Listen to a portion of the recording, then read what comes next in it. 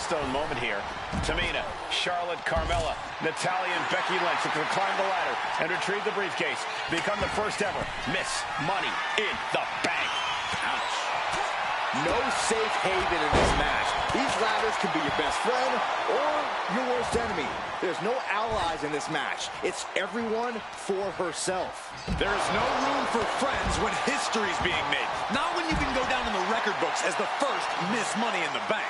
Action now right here in front of us. Guys, we may need to move soon. Remember, the first woman to climb the ladder and retrieve the briefcase will become the first ever Miss Money in the Bank. No countouts, no disqualifications in this match. Everybody is coming in with a different strategy, but remaining close is the key.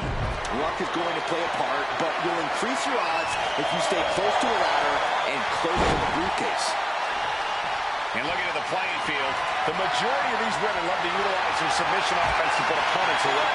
Tapping someone out won't win this match, but these women should not shy away from using the biggest weapons in their arsenal.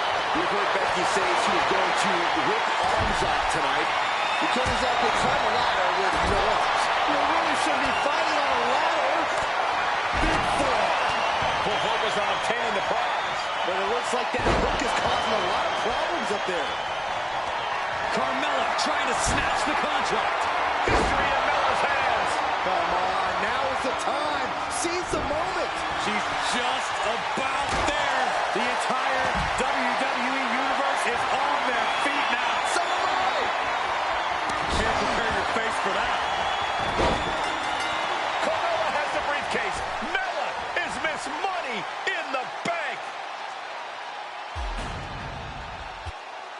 Your winner of the Money in the Bank contract and the first ever Miss Money in the Bank, Carmella! Carmella wanted to prove she belonged, wanted to be included in the women's evolution conversation, and now you can't write history without Carmella, the first ever Miss Money in the Bank.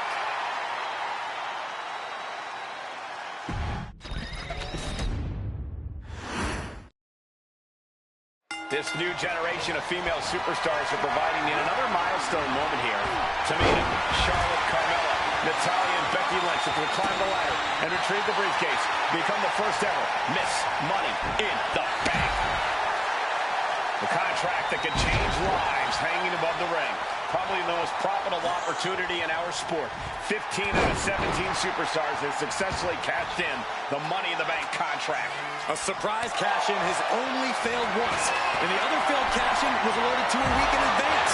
You are almost certain to become the next SmackDown Women's Champion if you grab the contract tonight. Lift off. Here we go, cleaning up the announce table. We know what's coming next. This match is getting more chaotic by the second. Such a dangerous setting for all these superstars. Ladders are everywhere. Each competitor is only limited by their imagination. Your head has to be at a constant swivel. Ladders will be used as weapons. Anything can happen to get that briefcase. Ladder set right in the middle of the ring. Starts to climb, but needs to move quickly. Trying to grab it. Might be a little overzealous going for it here. Too late to stop now, though. Every second up there is allowing the opposition to recover. Better hurry. Charlotte's at the top with the briefcase. Will she rise back to her throne? And looking at the playing field, the majority of these women love to utilize their submission offense to put opponents away. Tapping someone out won't win this match, but these women should not shy away from using the biggest weapons in their arsenal. We've heard Becky say she was going to rip arms off tonight. You can't exactly climb a ladder with no arms. Now they're just punishing their opponent now. Just battering their opponent.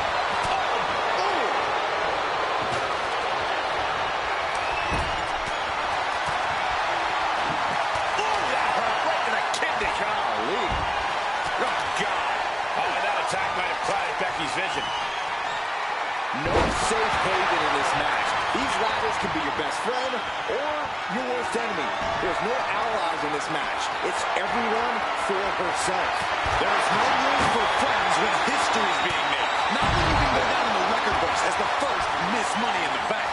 Both superstars on the ladder, and the fists are still flying. That's it. You can't leave the opposition atop the ladder for that one. Well, you cannot. She's unloading on her opponent. What a vicious beating.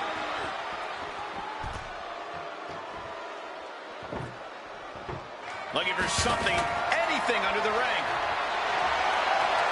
She's got a chair, and her opponent is in her sights. Just sent crashing to the arena floor. And the slam. Is there anyone more intimidating in this group than Tamina? I've said it before, it could be a coming out party for Tamina. This is her time to live up to her family's legacy. If Tamina wins the contract, it guarantees her first title opportunity in over 2 years. Wait a minute, setting in. Devastating submission coming. Submission maneuver is locked in. Just south. Able to shift her weight and escapes. Gets out of dodge. Ooh, a direct headshot. Just sickening. She's had a lot thrown her way already.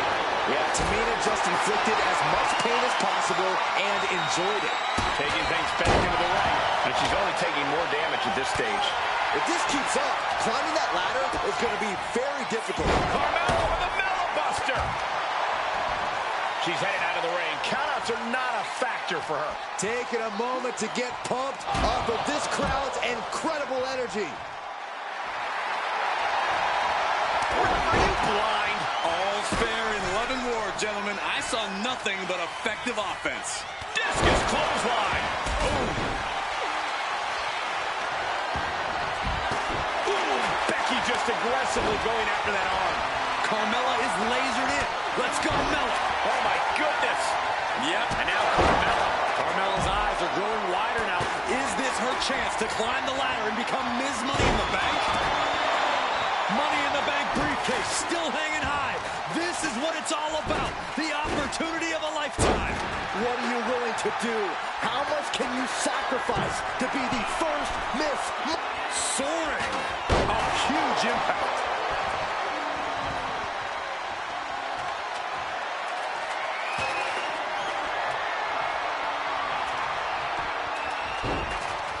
Oh, my goodness. Veteran confidence and mind games on display from Natalya. That's just hard to watch. She set the ladder up dead center. Oh, her eyes are on the prize now. And Charlotte got rocked off of that one. This deep into a ladder match, the last thing you want is to start breaking down. Victory is literally within her reach here. I assure you, this is even harder than it looks. Trying not to fumble around too much here. Ooh! Here she goes, sliding back into the ring. Oh, man, a kendo shot to the head. That can't feel good.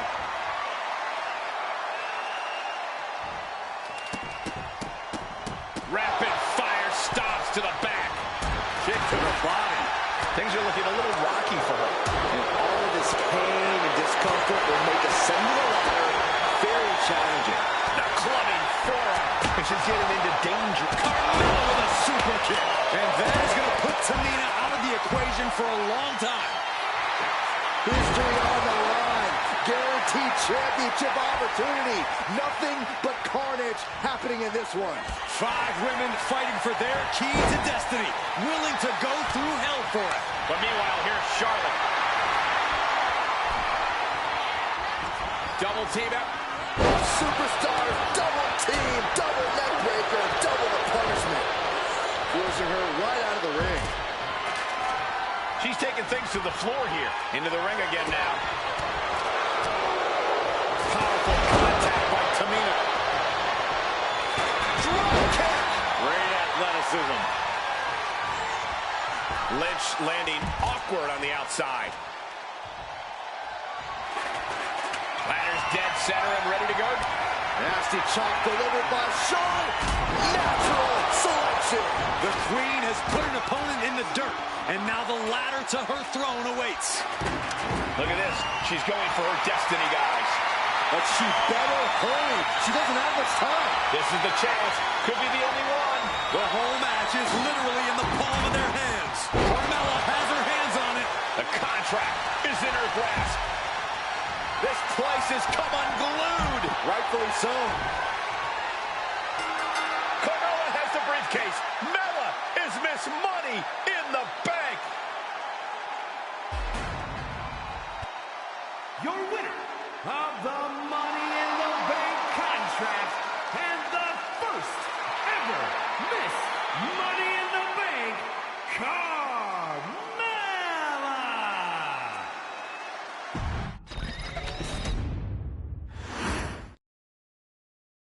Charlotte, Becky Lynch, Tamina, Carmella, Natalya, all with a chance to make history.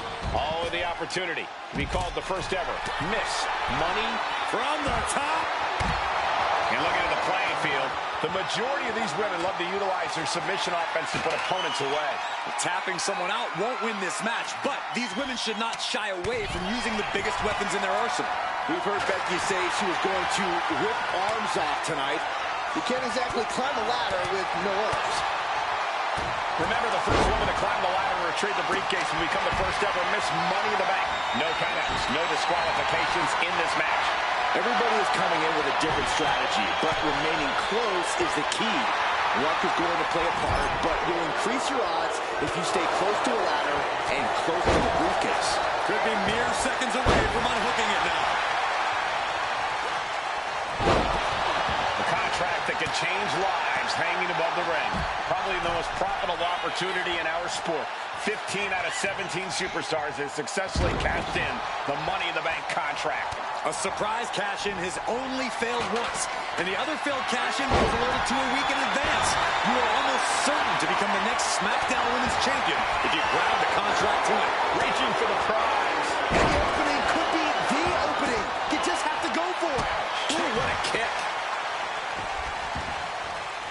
And she's out of the ring. Remember, no countouts in this one.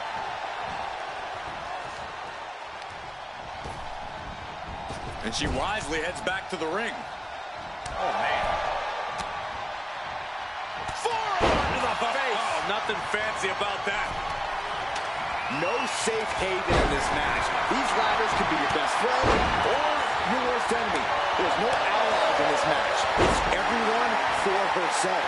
There is no room for friends when history's being made. Not when you can go down in the record books as the first Miss Money in the Bank. Clearing off the announce table. This can't be good.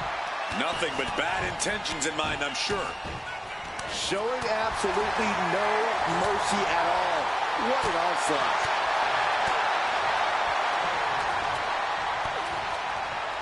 Counter on Carmella. Oh.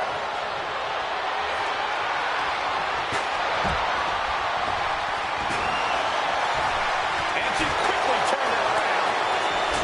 Is there anyone more intimidating in this group than Tamina? I've said it before. It could be a coming out party for Tamina. This is her time to live up to her family's legacy. If Tamina wins the contract, it guarantees her first title opportunity in over 2 years. More than an opportunity, it pretty much guarantees Tamina will become the next women's champion.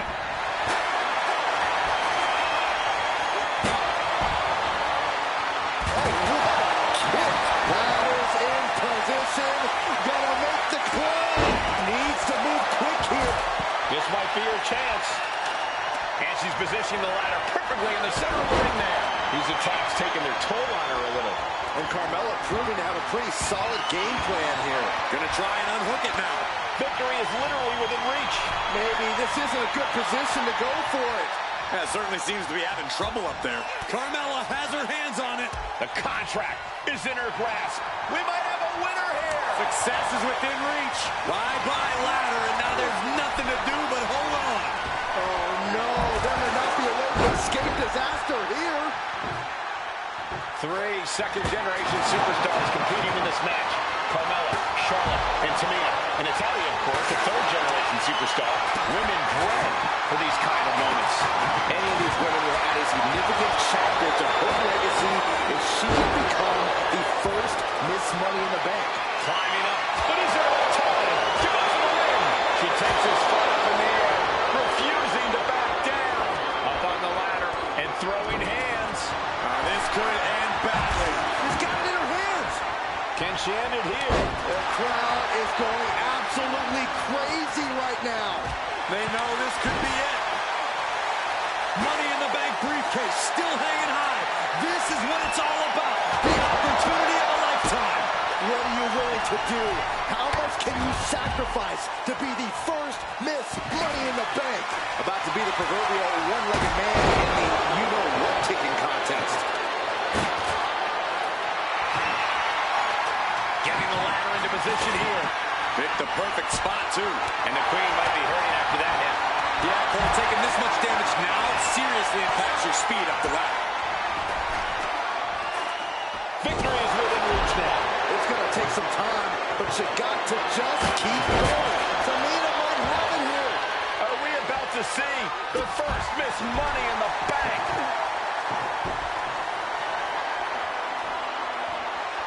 Oh, takes a big clean hit from the table. She's getting that ladder exactly where she wants it. A crucial step. Ladder set right in the middle of the ring. Starts to climb, but needs to move quickly. Sliding back in under the ropes here. She's grinding at the prongs now. The longer this goes, the more likely we can see a hard crack. Flair delivering the chop. Natural selection. The Queen has put an opponent in the dirt, and now the ladder to her throne awaits. Power slam incoming, no. From behind into an inverted DDT. Man, what timing on that counter. Man, history on the line. Guaranteed championship opportunity. Nothing but carnage happening in this one. 5 women fighting for their key to destiny, willing to go through hell for it. Oh, my Lord. What contact. She's being derailed here. And all of this pain and discomfort will make a sudden Suplex attempt. Able to go behind now. Off the ladder now. Let's see if this is ripe for the picking. Trying to grab it. Slow and steady won't win the race in this situation. Charlotte seeing her opportunity. Charlotte's got a chance. Feed off the WWE Universe. This place is starting to rock. Charlotte has the contract. The Queen is Miss Money in the Bank. Your winner of the Money in the Bank contract and the first ever Miss Money in the Bank, Charlotte Flair.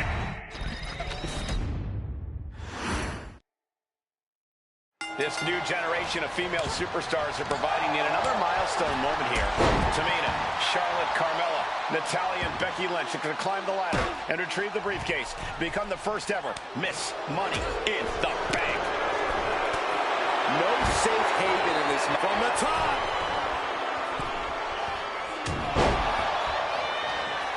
I love it. Carmella just humiliating her opponent now. Brought down with that maneuver. Such a dangerous setting for all these superstars. Ladders are everywhere. Each competitor is only limited by their imagination. Your head has to be on a constant swivel. Ladders will be used as weapons. Anything can happen to get that briefcase. Great way to completely disrupt the momentum and buy yourself some time. Gentlemen, no need for monitors right now. The fight is right in front of us. She goes back into the ring. Good golly, Miss Money. That turns it around for Carmella. And looking at the playing field, the majority of these women love to utilize their submission offense to put opponents away. Tapping someone out won't win this match, but these women should not shy away from using the biggest weapons in their arsenal. We've heard Becky say she was going to rip arms off tonight.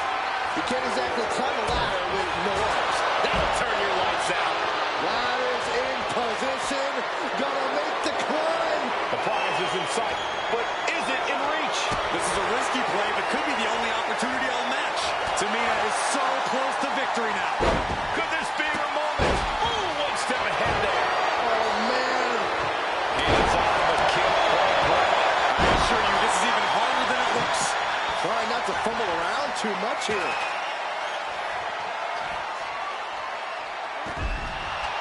A contract that can change lives hanging above the ring. Probably the most profitable opportunity in our sport. 15 out of 17 superstars have successfully cashed in the Money in the Bank contract. A surprise cash-in has only failed once, and the other failed cash-in was alerted to a week in advance. You are almost certain to become the next SmackDown Women's Champion if you grab the contract tonight. Becky with history in her hands. St. Louis behind Becky now. She She's reaching up and trying to unhook it as fast as she can. The longer this goes, the more likely we can see a hard crash back to the canvas. Well, Carmella is certainly being tested now. And Becky did more than just raise the bar there. Working on the hook here. Any opening could be the opening. You just have to go for it. Ladders in position. Gonna make the climb. She's got it in her hands. Can she end it here? Is there anyone more intimidating in this group than Tamina? I've said it before. It could be a coming out party for Tamina. This is her time to live up to her family's legacy. If Tamina wins the contract, it guarantees her first title opportunity in over 2 years. More than an opportunity, it pretty much guarantees Tamina will become the next women's champion. Boom! Attacking the body.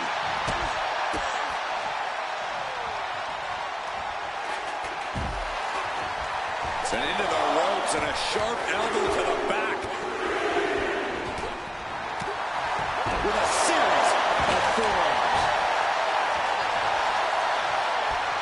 Hammerlock applied by Becky Lynch into the reverse DDT. That move was a thank you shot to the so-called benevolent queen. Yeah, Becky delivering the pain. Imagine having to continue competing after eating the apron like that. Lynch is feeling it, has Charlotte square in her sights. Becky Lynch got her locked in. Submission move to disarmer here. Disarmer by Lynch. Submission maneuver is locked in. Just sapping her out of energy. Arm is trapped, but she gets away.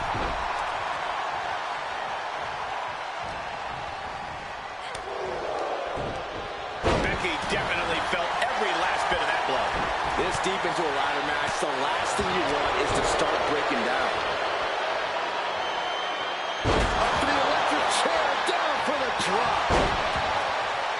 Ooh, chucked that chair right at him. This is certainly an effective use of a foreign object. Money in the Bank briefcase still hanging high. This is what it's all about. The opportunity of a lifetime. What are you willing to do? How much can you sacrifice to be the first Miss Money in the Bank? She's starting to struggle here. Yeah, but when ladders are part of the match, you really can't expect anything less. Ooh. Oh, man. Oh.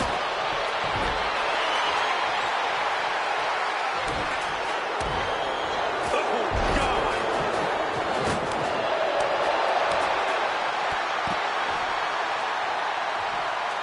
And she heads out to the floor. Obviously was in need of a breather. History on the floor. Soon we could be seeing a submission here. Climbing up, but is there enough time to go for the win? She won't fade. She just won't fade. She keeps fighting. The body's limits are being reached here. I know she's tough, but even this is almost too much. Oh, whipped right into the diamond-plated steel. Off the ladder now. Let's see if this is right for the picking. This is the chance. Could be the only one. Maybe this isn't a good position to go. Lynch. Suplex roll through into the armbar submission. Disarmer is cinched. The only thing left to do. Slides right out of the disarmer.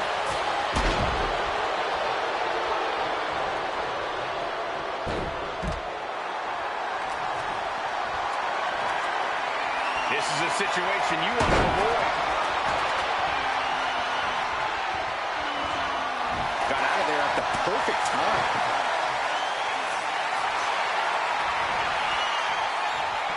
Single leg drop kick. She's been pushed past her limit here. Yeah, this is troubling. Can only hold on for so long now. Becky Lynch has taken out a lot of damage. I'm not sure how much she has left in the tank. Yeah, she's in a lot more than rough shape here.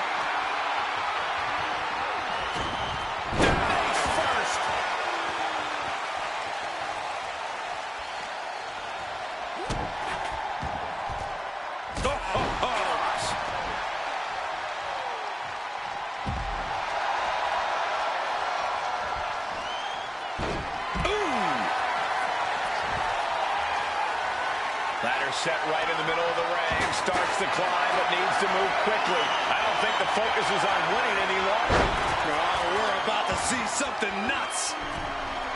Kick to the back. Charlotte Flair with a trademark chopping.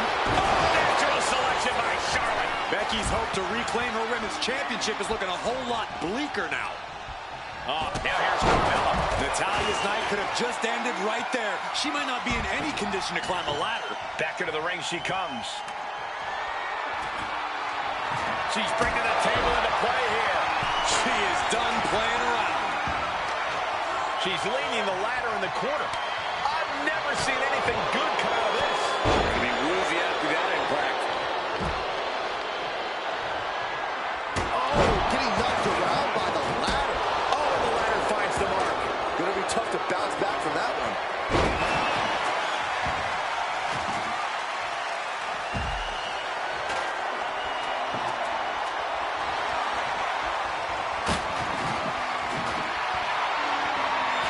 Taking aim right at the midsection with this offense.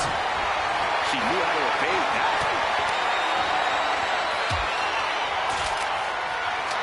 Big time clothesline. Good grief. Every person in this capacity crowd is on their feet. And with good reason. These superstars are earning all of their respect. Neck breaker. Getting set up in the... This could be the beginning of the end. Uh-oh. Sharpshooter applied. Very unique escape to fight her way out of the sharpshooter. Big blow could be felt throughout the arena. This could be the beginning of the end. Uh-oh. Sharpshooter applied. Using the submission to win. She's tapping, but it doesn't matter at all in this situation. Headed up that ladder. Center of the ring. Needs to move quick here. This might be your chance. All eyes are glued high above the ring. So close and yet so far. She's almost got it.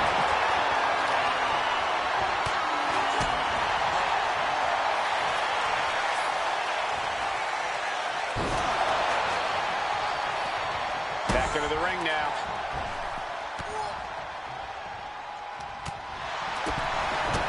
Vicious boot by Charlotte.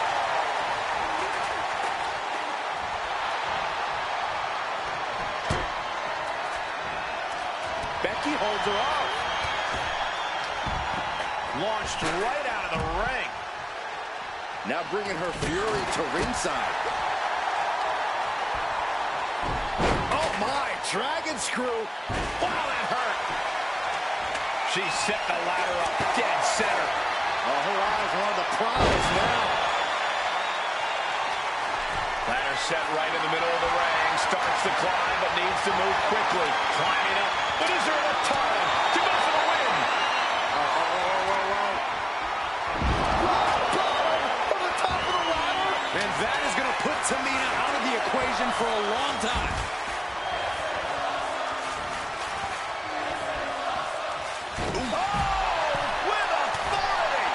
Doing some more damage right to her rib area. And that's a stiff shot to the body. Off the ladder now. Let's see if this is ripe for the picking. Reaching. So close to victory. Straining to get this thing down. You got to do everything you can at this point. She's going for it. She certainly is. She can do it. Seems to be struggling a bit up there. Yeah, sweaty palms making this difficult. The battle continues on the ladder, high above the ring. We're witnessing a rage that cannot be contained. She's throwing caution to the wind and battling it out on the ladder. And now here's Carmella. Ooh. Taking this match to the outside. And she slides her back to the mat. Ladder set right in the middle of the ring. Starts to climb, but needs to move quickly. Battling up on the ladder. This is crazy.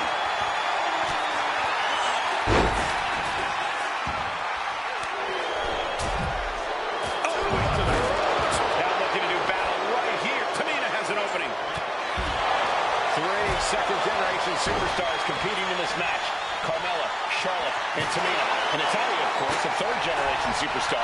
Women bred for these kind of moments. Any of these now, Carmella. Carmella's eyes are growing wider now. Is this her chance to climb the ladder and become Ms. Money in the Bank?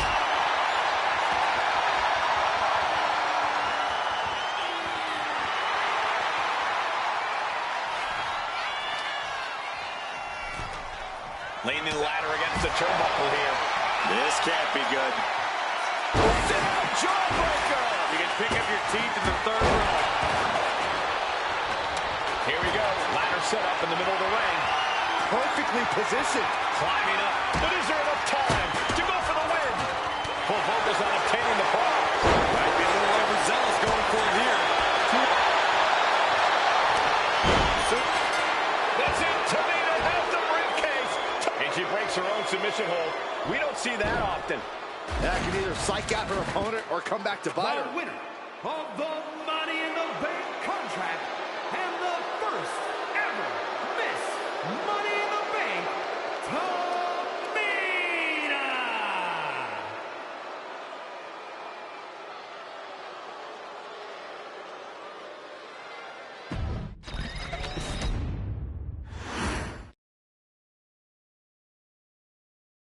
Any member of this family that enters the professional wrestling business knows about the expectations that are going to be on their back. They know about the prestige that their very name carries. They know that those who came before them have accomplished so much. Bearing the weight of those legacies can prove to be way too much for almost anyone. But that was never the case for Jimmy and Jey Uso. Jimmy and Jey Uso looked to be stars from the very start, constantly evolving their look, style, and offense as they progressed in their careers. Face paint and war dances would fade away, and the two would embrace the day one-ish mentality, looking to punish opponents and send them to the Uso Penitentiary. The Usos are 8-time WWE Tag Team Champions. The Usos have main evented WrestleMania after initially fighting for a mere spot on the card. The Usos were the premier team of the 2010s. The Usos are the greatest team of all time. Jimmy and Jey are poetry in motion, each knowing what the other is looking to do next, each using every bit of savvy they gained growing up in professional wrestling to keep their edge. And sure, in recent years, it's been difficult between the two. Jimmy did cost Jey his match at SummerSlam against your tribal chief, Roman Reigns. After months of the anger building between the two, Jimmy and Jey ended up as the first two entrants in the 2024 Royal Rumble match, bringing things to a head. But even that moment wasn't enough to settle the issue, and so they would fight again at WrestleMania 40. Jey Uso truly became main event and found his inner yeet, even adding another tag team championship with Cody Rhodes as his partner. As your wise man eventually would suffer as well, Jimmy found himself betrayed by Solo Sikoa and unceremoniously dumped out of Solo's version of the Bloodline. When Jimmy and Jey are a tag team, they are pure art. They are the reason for the resurgence of tag team wrestling's popularity over the last 15 years. And perhaps, oh, perhaps, their grandest moment came during the 2017 Hell in a Cell, when they would lock horns with perhaps their greatest opposition ever, The New Day. From July to October of that year, the SmackDown Tag Team titles would change hands 4 times between the two teams, both looking for ultimate bragging rights. The Usos' connection as twins always gave them an upper hand with most teams.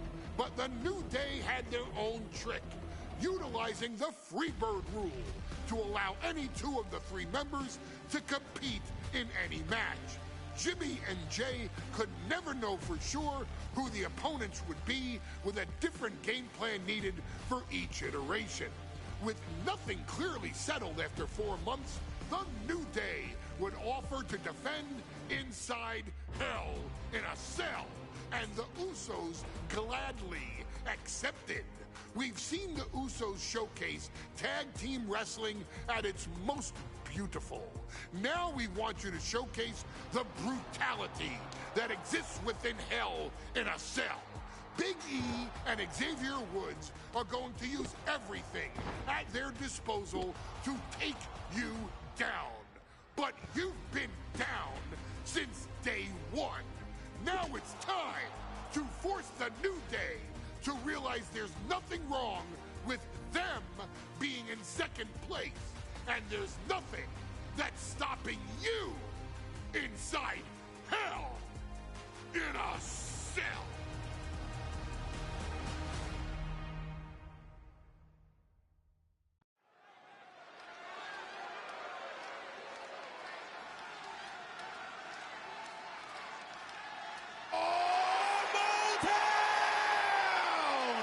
Don't you dare be sour! Clap for your world-famous four-time champs and feel the power! Are you prepared to kick off Hell in a Cell with the four-time tag team champions?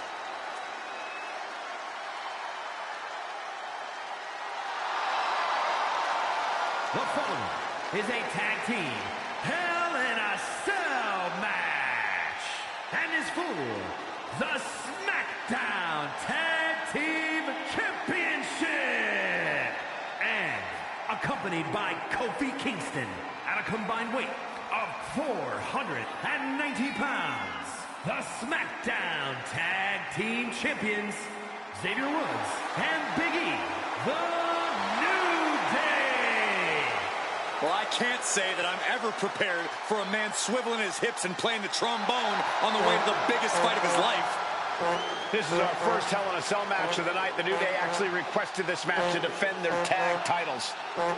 Who would have thought 4 months ago when this rivalry began that it would end once and for all inside Hell in a Cell? The New Day about to make it evident that the time for fun and games is over.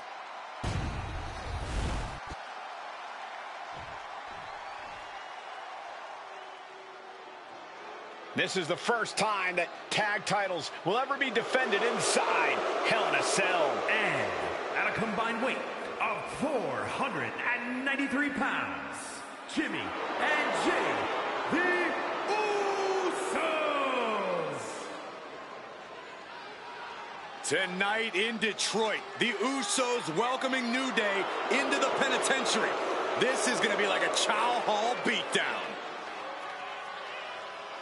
In every sport, you hear about super teams. Well, tonight, we're seeing two super teams of the modern era. This is going to be special.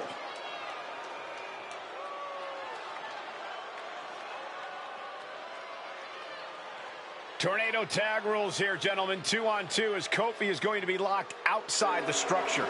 Pinfall or submission needs to happen in the ring, but we all know this fight's going to go everywhere before that happens.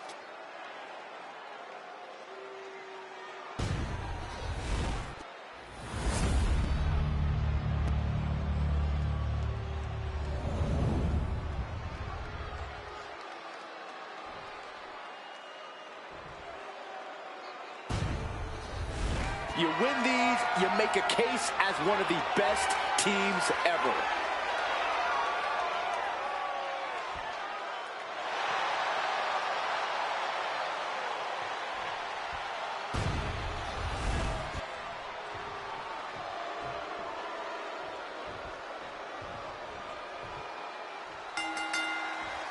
The cell door is locked. First of two Hell in a Cell matches tonight in Detroit. This is the 20th anniversary of this barbaric match. The Usos and the New Day must be prepared for pain and punishment. Two of the greatest tag teams ever. One of the best rivalries going today. It all comes to a head right now for the SmackDown Tag Team Championship. The Usos and the New Day have had such a back-and-forth competition within the tag team division. You can just look at these teams' title reigns, their dominance. It tells you these are the two best teams that WWE has had in a long time. And while I do believe there's an underlying mutual respect, we won't be seeing it tonight because these are two very proud teams who feel incomplete without the championships around their waist. This one's far from over. He's really trying to rush. Lift off! Diving shoulder tackle. Right on the mark. That's got to up the champ's confidence. Corey for his enter. Oh my, he fails to connect. Has to find a way out of this. Driven down face first. All the talking we've...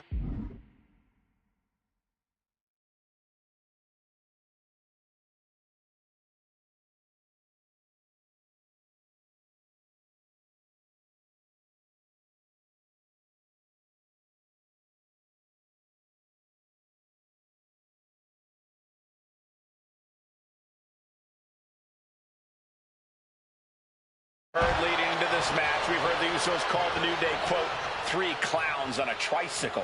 Look, the Usos love to trash talk, but they deliver. And don't act like the New Day don't throw verbal jabs either. We had Big E earlier saying how he's going to drop some gloom and doom of biblical proportions. A prophecy Big E is fully capable of backing, too.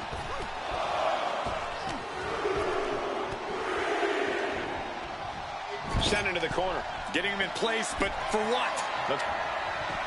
Oh, look at this power. Look at this strength. Superhuman. That was ridiculous. The champion into the pin. Kick out and one for the challenger. Kicking out there really has to make his opponent question his game plan. Corey, a few weeks ago, we saw the New Day walk out of SmackDown as champs in a street fight. A match the Usos handpicked, but this environment is totally different. There's nowhere to run, nowhere to hide. I think the New Day played right into the Usos' hand when they selected this match. Jimmy and Jay have a street mentality. They're perfectly equipped to turn Hell in a Cell into the Uso penitentiary. Oh!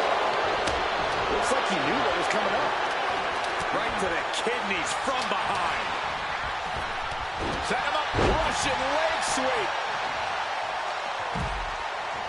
Jacks his jaw with a quick knee. Jay out of there in a hurry.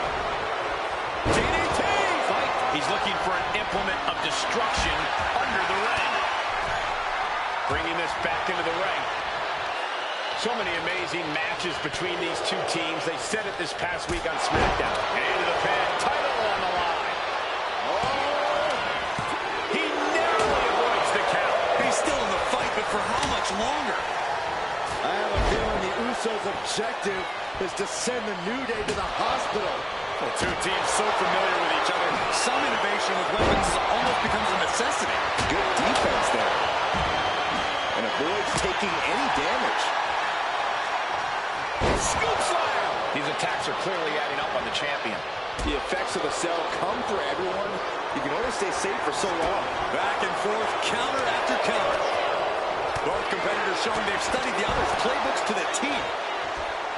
New Day refer to this as their power lineup when having Big E involved in there with Xavier Woods. Big E, the obvious powerhouse of the group. Woods has that blend of speed and power, making him the most well-rounded superstar for New Day. What's interesting, though, is this is the lineup that lost to the Usos at SummerSlam. The New Day not choosing Big E and Kofi to beat the Usos a few weeks ago could prove to be costly.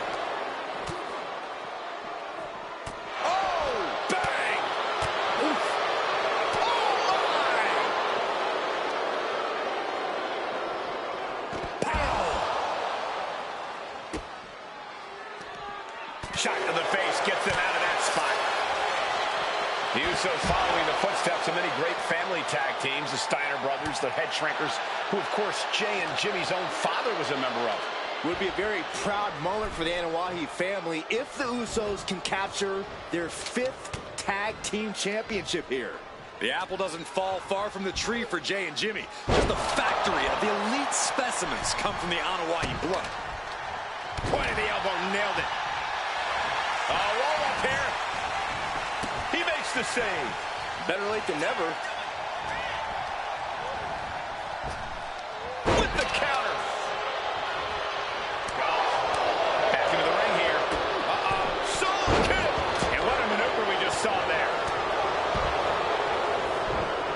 down with the Samoan drop.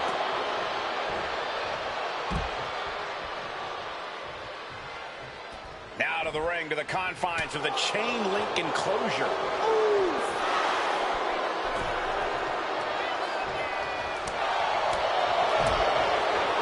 Jumping spinning heel kick. Right on point. What a punch. Uppercut connects. The champ is starting to suffer. This is how it goes in Hell in a Cell. The match keeps going whether you can handle it or not. He gets back into the ring. And Jay is channeling the energy of this crowd. Dueling reverses.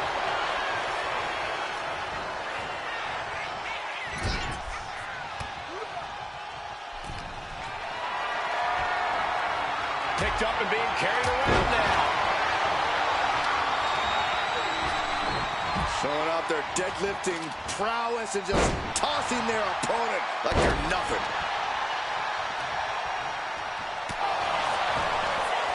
Big in. What a splash. Oh!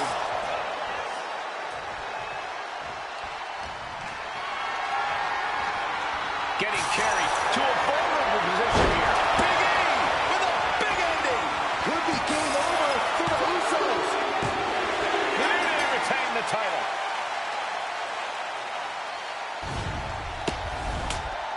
Here are your winners, and still the SmackDown Tag Team Champions, Xavier Woods and Big E, the New Day. We saw these two teams tap into their deepest, darkest, most evil parts of their personality just to survive. And in the end, the New Day would survive and retain their SmackDown Tag Team titles.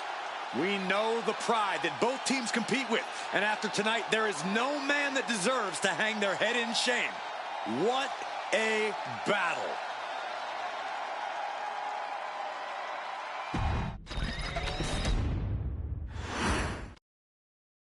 Remember, this match is under Tornado Tag Team rules. A 2-on-2 match where the pinfall submission has to happen inside the ring.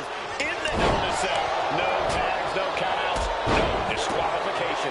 The Usos and the New Day came into this match expecting and prepared to raise the bar, raise the level of competition, and make history. This is going to be unforgettable. The Usos and the New Day have had such a back-and-forth competition within the tag team division. You can just look at these teams' title reigns, their dominance. It tells you these are the two best teams that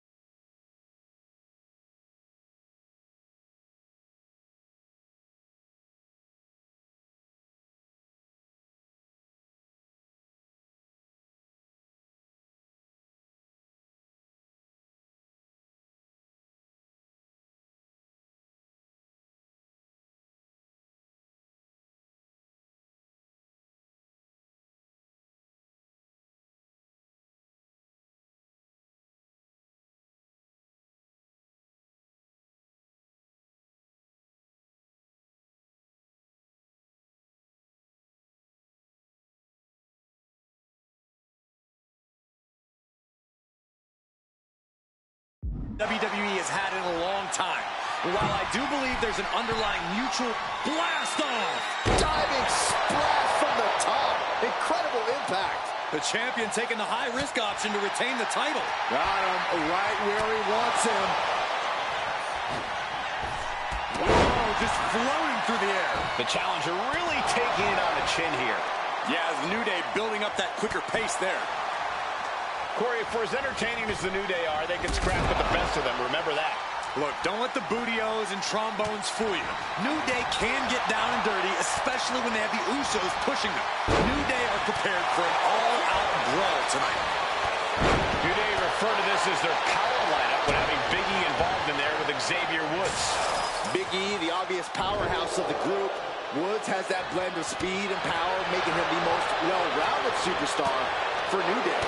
What's interesting, though, is this is the lineup that lost to the Usos at SummerSlam. The New Day not choosing Big E and Kofi to beat the Usos a few weeks ago could prove to be costly. Oh! He's heading back to the ring.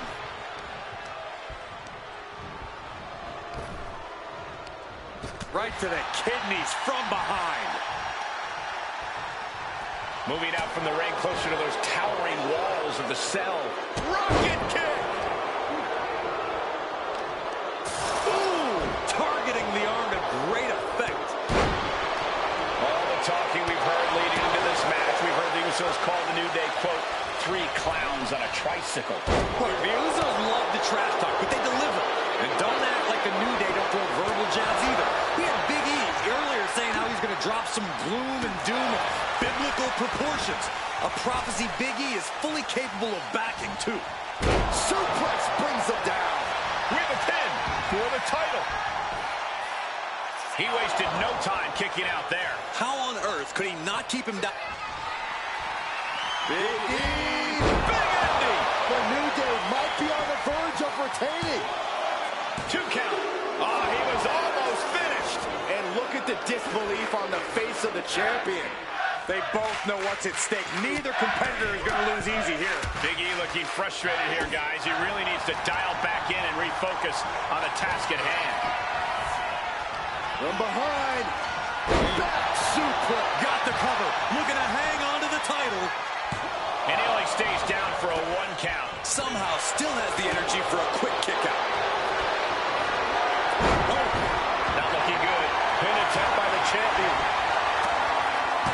The challenger fending off the 2 count. I don't know what more this superstar could do to put him away.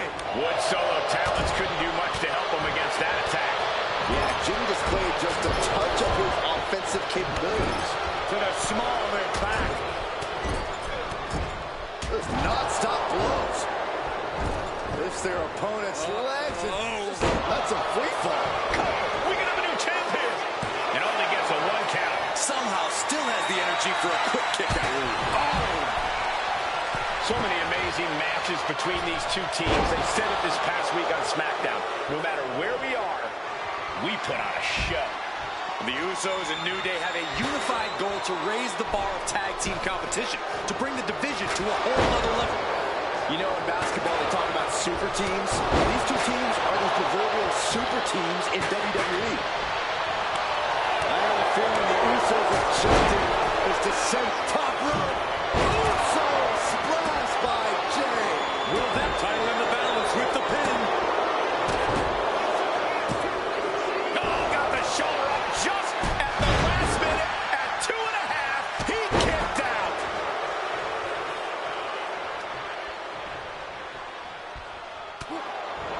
The Usos following the footsteps of it. Has it hooked in and boom! Package driver. Could be game over for the Usos. Super kick.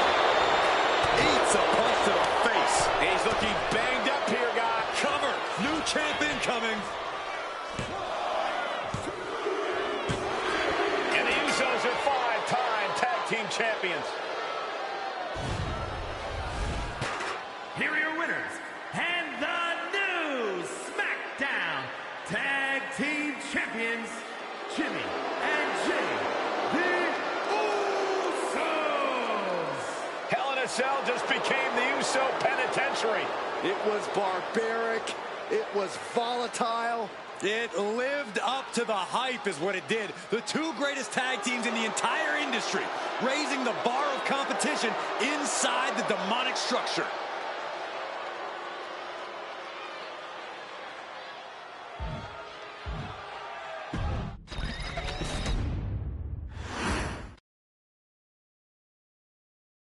Next on our showcase is someone who wasn't born into this family, but has put in the time and more than earned her spot. She's always happy to leave haters in the rear view, and when she enters the room, you will undoubtedly feel the glow. Of course, I'm talking about Naomi, who many of you may know has reigned as Jimmy Uso's wife and queen for over 10 years. There's the old saying that behind every good man is an even better woman, and this could not ring more true than Naomi, who I will say is an absolute treasure. Jimmy will frequently speak during old bloodline planning sessions about how much her support and love drove him to improve as a superstar, always stressing her importance not only to the WWE Women's Division, but to his career and his life as well. In the ring, there is no denying Naomi's skills. The former women's tag team and two-time SmackDown Women's Champion has the mental tenacity to push through the toughest part of any match and possesses breathtaking physical skills.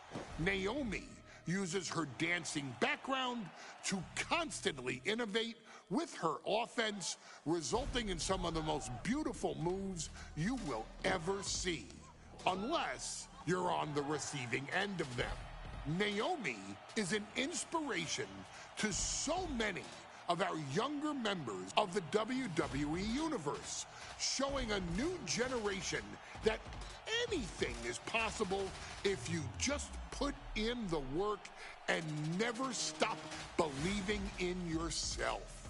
Naomi has battled against the very best in the women's division, taking on foes like Charlotte Flair, Bayley, Shayna Baszler, and Io Sky.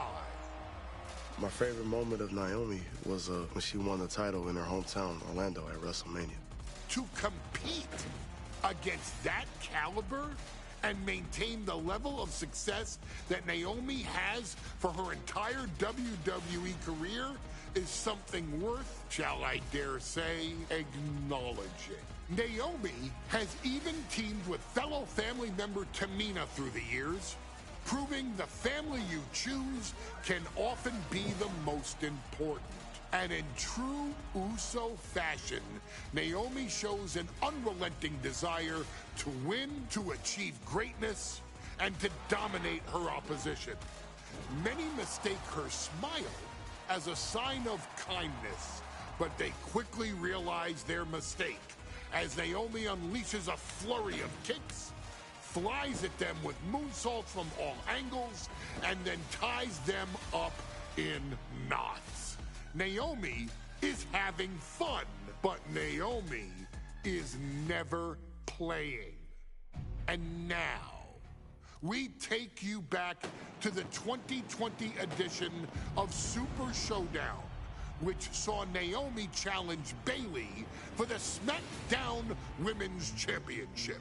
Unfortunately, a ridiculously lax referee decided it was just fine for Bayley to basically do whatever the hell she wanted. Bayley's, oh my gosh, she's trapping Naomi's legs in her shirt.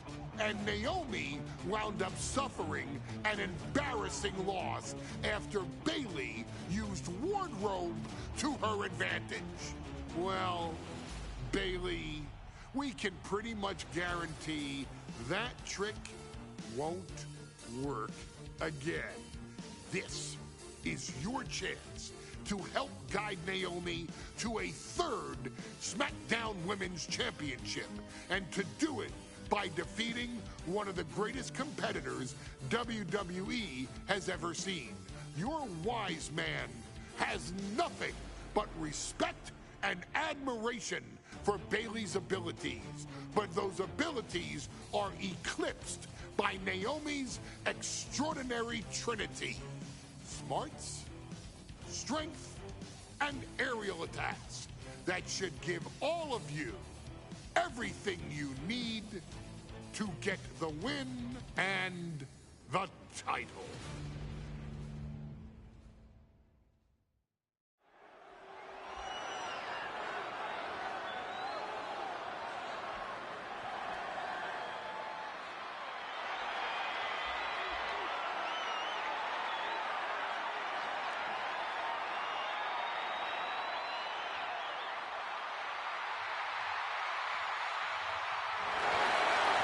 Gentlemen, it's glow time!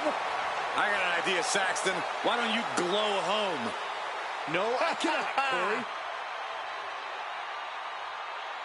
When asked earlier this week about this matchup, Naomi said it is an honor to be here, an honor to make history, because for the first time ever, a women's championship will be defended in Saudi Arabia.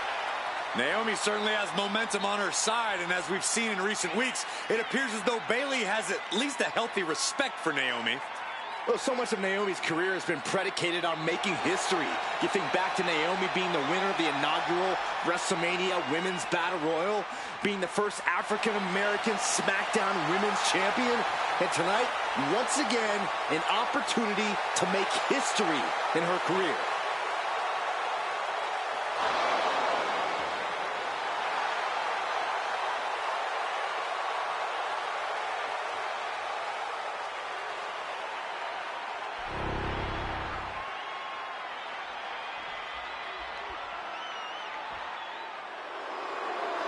And gentlemen, when Bayley was asked about this history-making match tonight, she said, of course I'm part of this, because history is made by winners. And I'm going to become a role model for everyone here tonight in Saudi Arabia and for everyone around the entire world. I asked Bayley her thoughts on this match, and she said, new country, same sheep. Bayley is nothing if not confident headed into this match. Oh, and everything you just said is indicative of the new attitude, the new personality of Bayley. Bayley has been SmackDown Women's Champion for a record-setting 279 days. She's won every title available in WWE. The NXT Women's Championship, the Raw Women's Championship, the two-time SmackDown Women's Champion, a Tag Team Champion, a Money in the Bank winner. Bayley has accomplished it all. But the one thing Bayley has never done in her career, she's never beat Naomi. And believe me, that is a huge point of confidence for Naomi and a huge pressure on the champion. What an exciting moment for both of these competitors tonight, but once the bell rings, it's down to business. The SmackDown Women's Championship is on the line.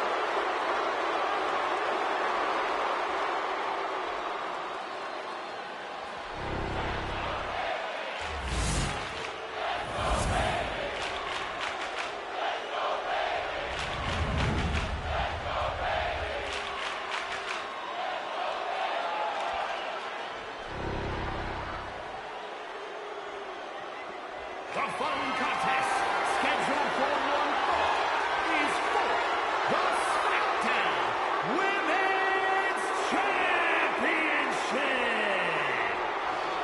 Introducing the challenger from Orlando, Florida, Naomi.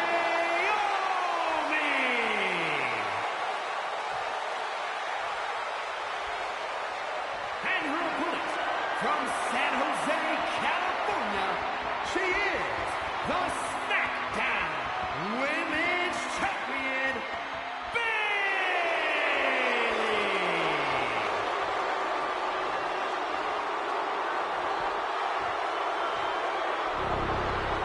For the first time ever, we have a Women's Championship match here in the Middle East, in Saudi Arabia. Bayley against Naomi. Will Bayley's record-setting reign end here tonight?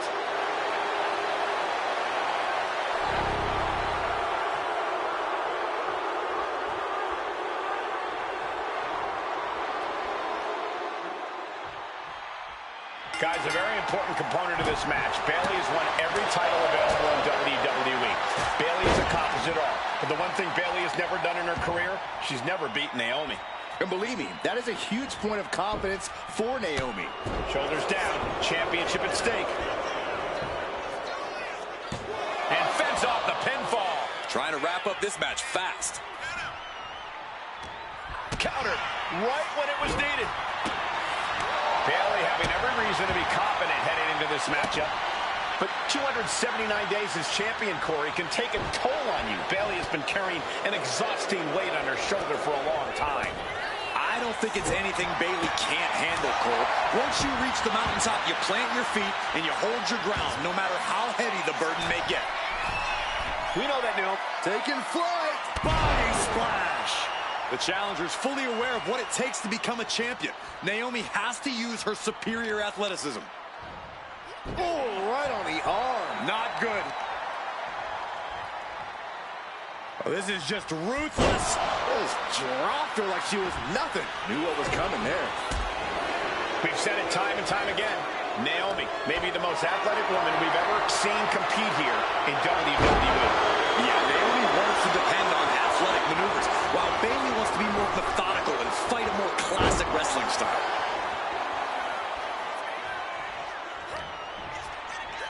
She's tossed right out of the ring.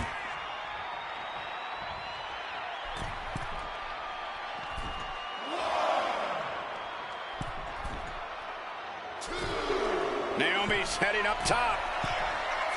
Perched up top. Ah, crash and burn. I don't care who you are. You're not the same after suffering a crash landing like that. Oh, heavy contact into the steel steps.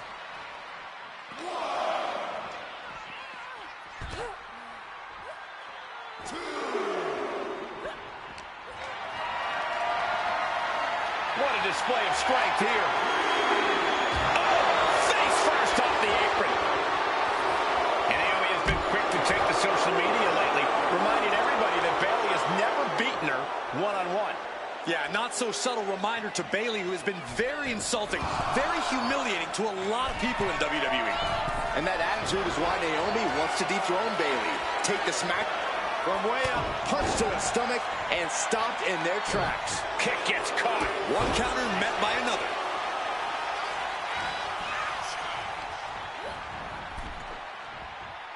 Ooh. Ooh. That can make an opening for her. She's out of it, guys. Big kick. Oh, kick connects.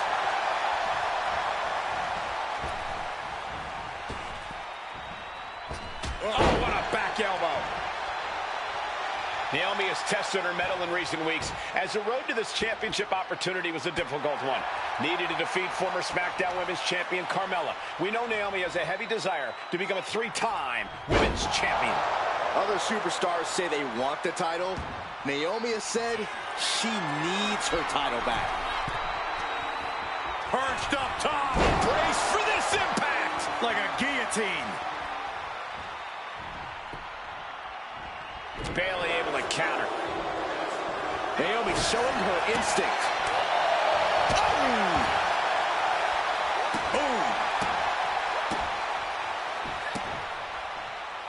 Ouch. Oh! Naomi feeding off the WWE Universe, inching closer to recapturing the championship. Oh! And Naomi has taken the upper hand. Naomi picking up the pace against Bayley and keeping her all out of sorts.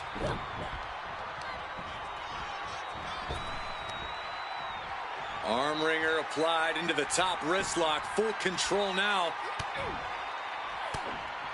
But this opponent still fighting back. And that prevents Bayley's attack. Moving into the ring. Bayley realizes that Naomi wants to pick up the speed of the matchup. The champion refusing to allow that to happen. Draped over the top rope. And knew what was coming there. Legs caught. What a display here. Counters on both sides. Sunset flip applied. Not done there. Feel it, guys. There Feel it is. I'm feeling it. My goodness. Look at how tight the submission's locked in. She can't stay in this for long. Something's gonna snap if she does.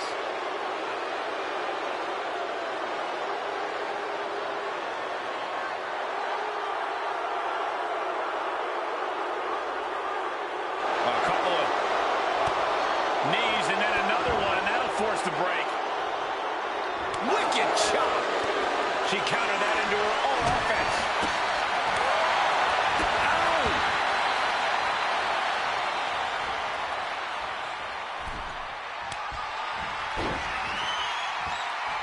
Naomi climbs the ropes to a spotlight moonsault. Can the champ recover from that?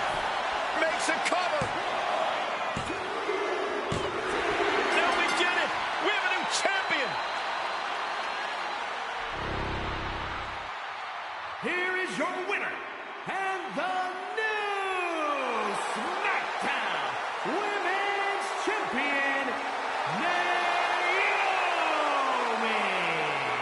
Bayley's stranglehold on the SmackDown Women's Championship has ended. The Glow era has begun. Bayley was as aggressive in this match as she's ever been, but Naomi's confidence and athleticism were just too much for Bayley to contend with. History made in the Middle East.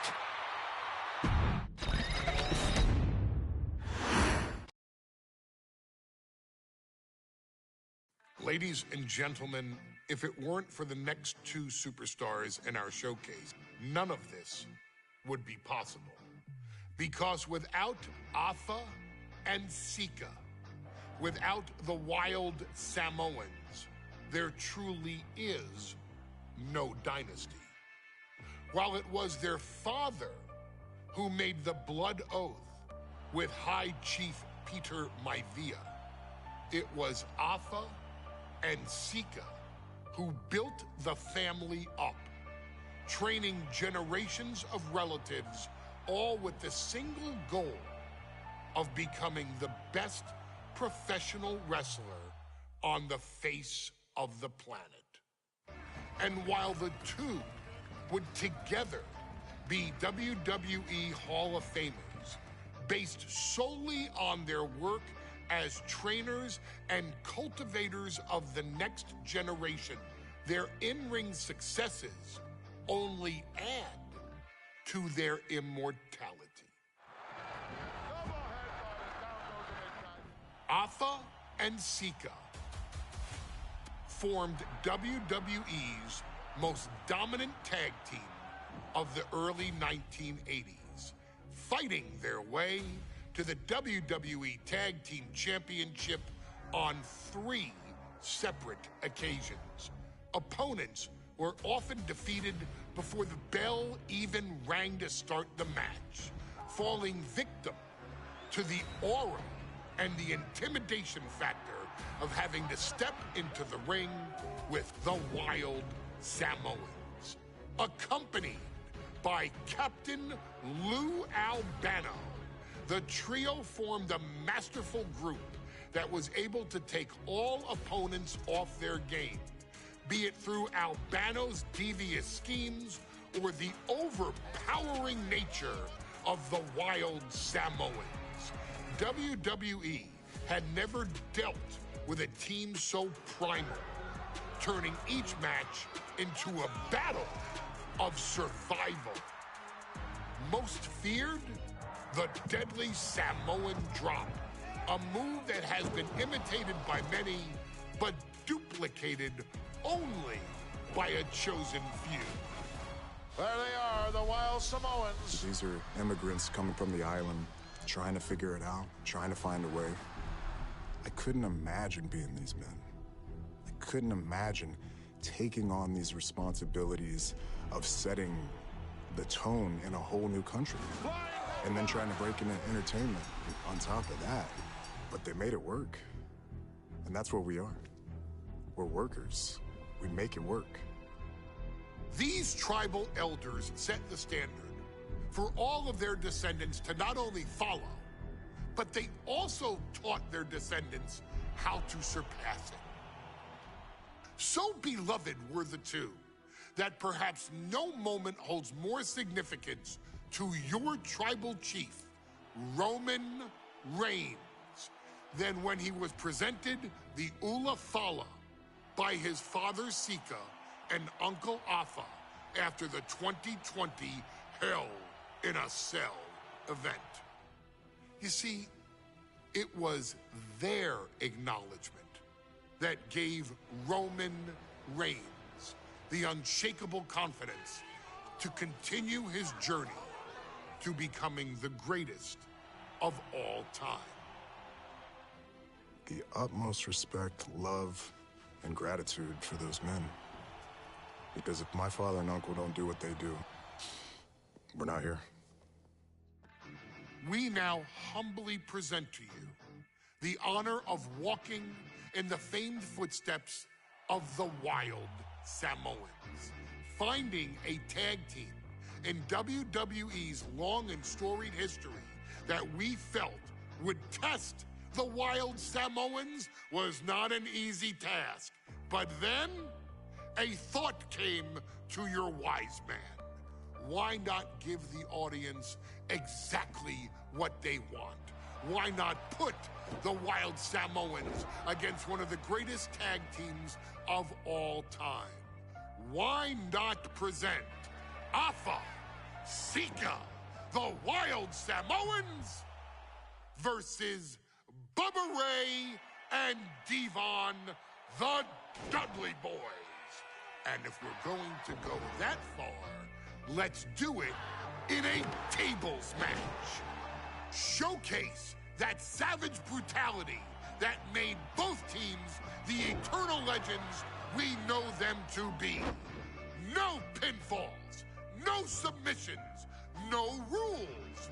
Just be the team that avoids being put through the table, and you will emerge victorious. And with these four men, you better believe that things are going to get extreme.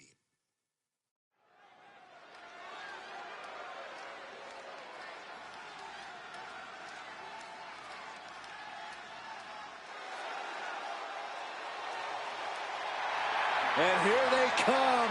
Bubba Ray and Devon are ready for a fight. That's just what they'll get from Afa and Sika, and then some.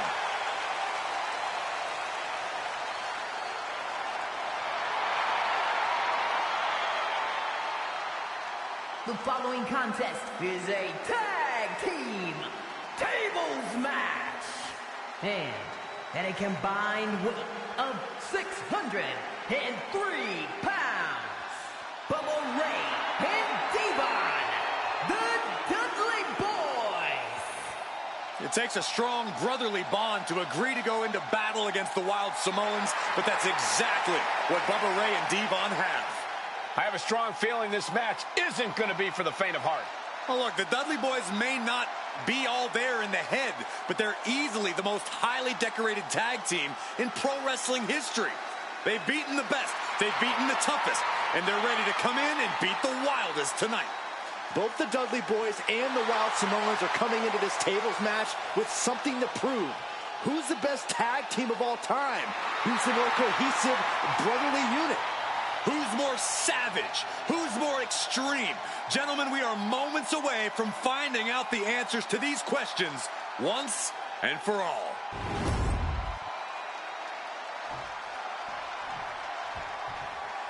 Guys, this is going to be a great one. You can feel the electricity already. I feel the excitement and some fear, too. Accompanied by Captain Lou Albano and a combined weight of 645 pounds.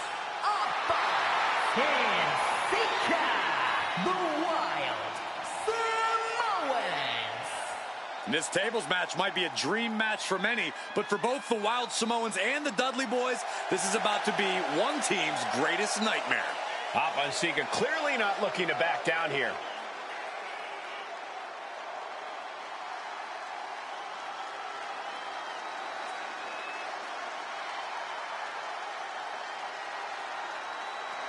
The Dudleys can certainly handle their own, but they've never faced anyone or anything like the Wild Samoans. Those mean looks on both Alpha and Sika's faces. I'll tell you, they're out for blood. And the Dudleys are about to walk right into the Lion's Den.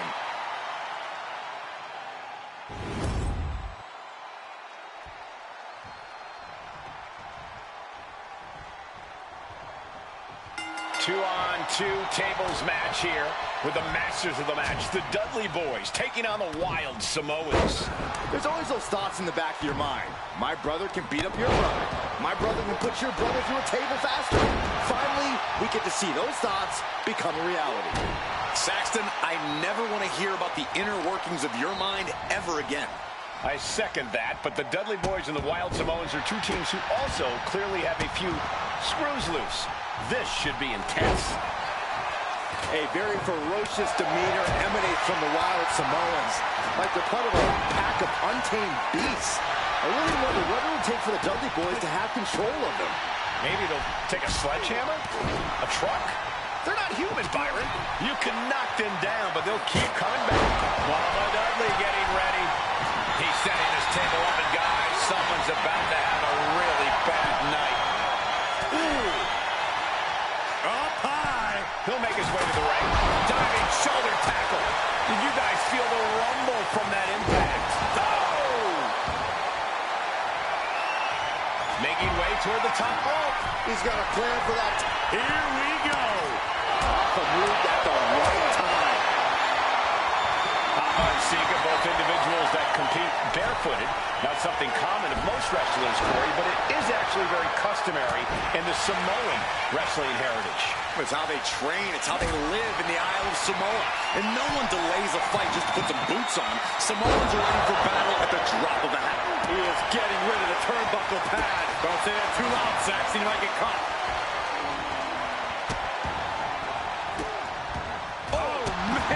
Each of those boots seem to get heavier with each blow. Oh, he cuts it off. This maniac's out of control. I mean, come on. Who bites someone? You gotta do whatever it takes, Saxton. And we can harp on how this match was something almost tailor-built by the Dudley Boys. With the famous series of TLC matches they've had, the Dudleys have become synonymous with the king, TLC. And that didn't stand for tender, Cole. It means tables, and it means lots of them. Yeah, and if Bubba Ray and Devon can get the Wild Samoans to a table tonight, it will really add to the Dudley Boys' legacy even further. Such a peculiar look coming from the Wild Samoans, as if they have no control of their animalistic behavior. Sliding back into the ring. Some might see that as a weapon, but a manager is just making sure the area is safe for his client. Running power slam!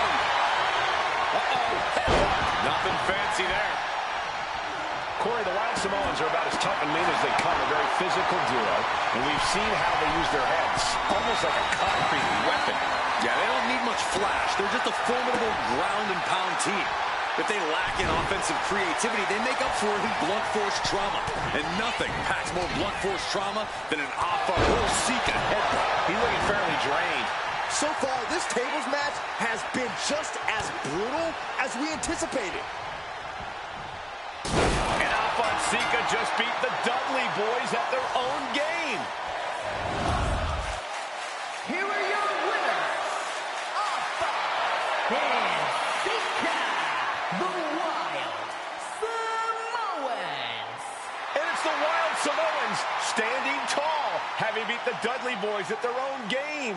Devon and Bubba pushed Alpha and Sika to their limits, but in the end, there was only one way this match could end.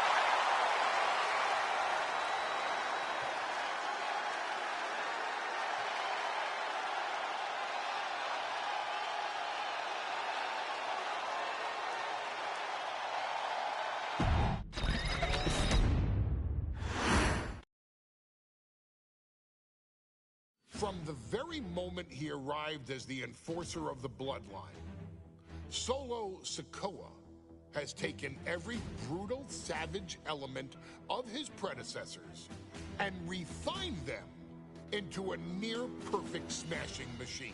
Even in the year before his arrival, Solo raised eyebrows and garnered buzz while competing in NXT. But nobody could have predicted just how smoothly his transition to the main roster would go. And before I go on any further, let me make one thing perfectly clear. I'm only saying what I'm saying about Solo Sikoa because I am a wise man. I'm a professional. And because I'm being handsomely compensated for my stellar work as your host of the WWE 2K25 showcase. I haven't forgotten what Solo Sikoa and his rogue bloodline did to me. But I also know better than to let personal feelings hinder your professional endeavors. So with that being said, since his arrival at Clash at the Castle in 2022, Solo Sikoa has consistently been involved in WWE's biggest moments and biggest matches. He's been victorious in War Games. He's repeatedly enforced the Bloodline's will to maintain Roman Reigns' status as undisputed WWE Universal Heavyweight Champion. I brought Solo in as an insurance policy. Solo was here to protect me. Solo was here to maintain the promised land. He's violent. He's strong, he's fast, he's all those things. And he betrayed me. Any man who would betray me must be a very dangerous man. Solo defeated John Cena. Solo elected to betray your tribal chief, Roman Reigns, in an attempt to bestow upon himself the title of tribal chief. When I refused to acknowledge Solo as my tribal chief, you are not my tribal. He, Tamatonga, Tongaloa, and Jacob Fatu put me through a table in Madison Square Garden. And that led to opportunities to compete for the undisputed WWE Heavyweight Championship. It's led to more visibility with Solo's rogue bloodline ruling over SmackDown. Every choice Solo made only furthered his standing in WWE. He has the bloodlust of the wild Samoans, the brutality of his cousin Yokozuna, and the single-minded focus of Roman Reigns, all rolled into one. There is no question the future is his for the taking, and that he will be champion many times over, and that he may set records of his own before it's all said and done. Few men have so quickly served notice to all of WWE in the manner that Solo Sikoa has done. Whether you want to acknowledge him or not is irrelevant. One way or another, Solo Sikoa forces you to do just that, or you will suffer severe consequences. One by one, each and every single superstar on the WWE roster is going to find that out. Solo will make sure of it. I, of course, will simply await any and every opportunity for your tribal chief, Roman Reigns, to teach Solo some manners. Until that happens, though, we are taking you back to the one-year anniversary special for NXT 2.0, which saw then North American champion Carmelo Hayes, and indeed, he is him, issue an open challenge Unfortunately for the future superstar, it was to be answered by Solo Sikoa. And things went as well for Hayes as you can probably guess.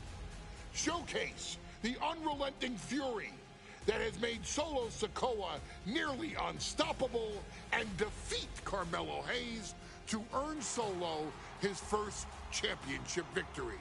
It won't be easy against Carmelo, especially when he has Trick Williams watching his back. And if you make one mistake against the champ, he'll take his shot and most likely hit nothing but net.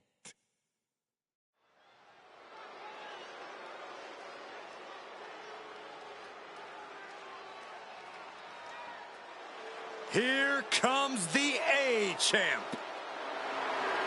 The following contest scheduled for one fall is for the NXT North American Championship.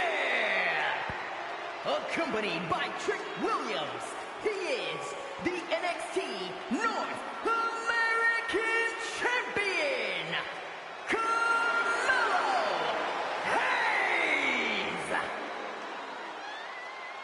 Mello and Trick looking so pleased with themselves after attacking Wesley. NXT 2.0 celebrating its first anniversary, all thanks to amazing talent like this man. Hayes has a look right now. He probably thinks he's getting the night off and another day on his North American title reign. Well, after what Mello and Trick just did to Wesley, who's going to have the guts to step up and take Lee's place?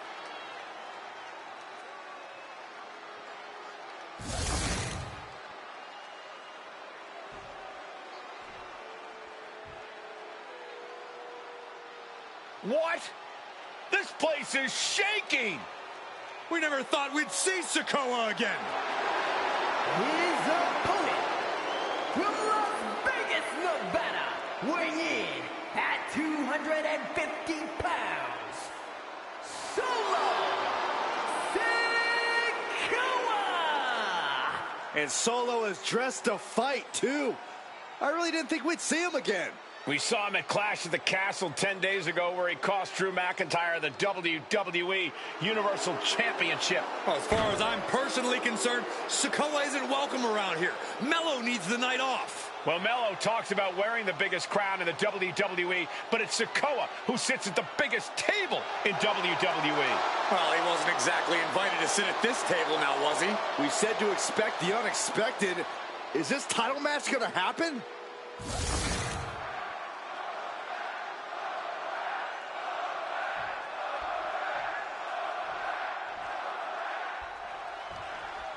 Now, this is a surprise. Carmelo Hayes seemingly had no challenger for his North American title, but Solo Sikoa just showed up here and said, I got next. Thank goodness. Mello had an opponent chosen by the NXT Universe as they voted for Wes Lee. But Mello and Trick brutally attacked Lee backstage. Now we're being spared a Mello-bration and getting a real match. And I would have never expected Sikoa to show up. He just joined the Bloodline on SmackDown, and now he's in the main event of NXT. Can the Bloodline get even more gold tonight? Strong words from Carmelo Hayes before this match saying, quote, heavy is the head that wears the crown, and Mello has the biggest crown and the heaviest head. Mello has indeed proven worthy of said crown, but he's face-to-face with a man who has a seat at the biggest table in WWE. Well, both men have earned their status thus far, that's for sure. Solo Sikoa already with the strategic advantage, taking Hayes by surprise and challenging him for the North American title. And the Street Champ needs to continue to be unpredictable if he wants that championship. He's got two sets of eyes watching his every move, so he needs to outmaneuver both Mello and Trick to succeed. Caught in a bad spot. Piercing the throat.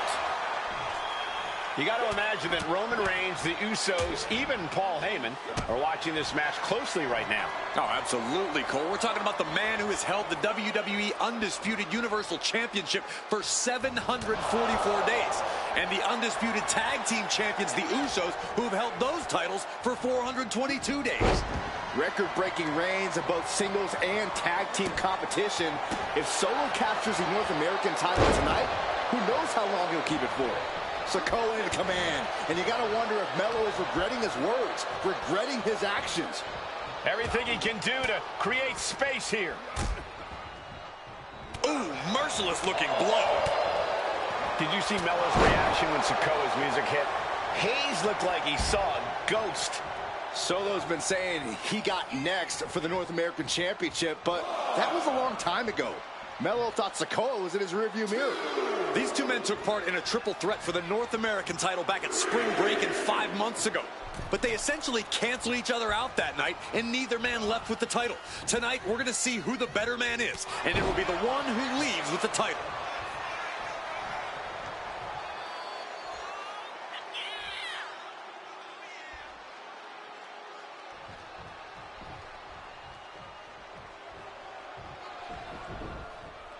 And Sikoa sent toward the ropes, and Carmelo Hayes with a kick right to the midsection. Melo taking it to Sikoa here.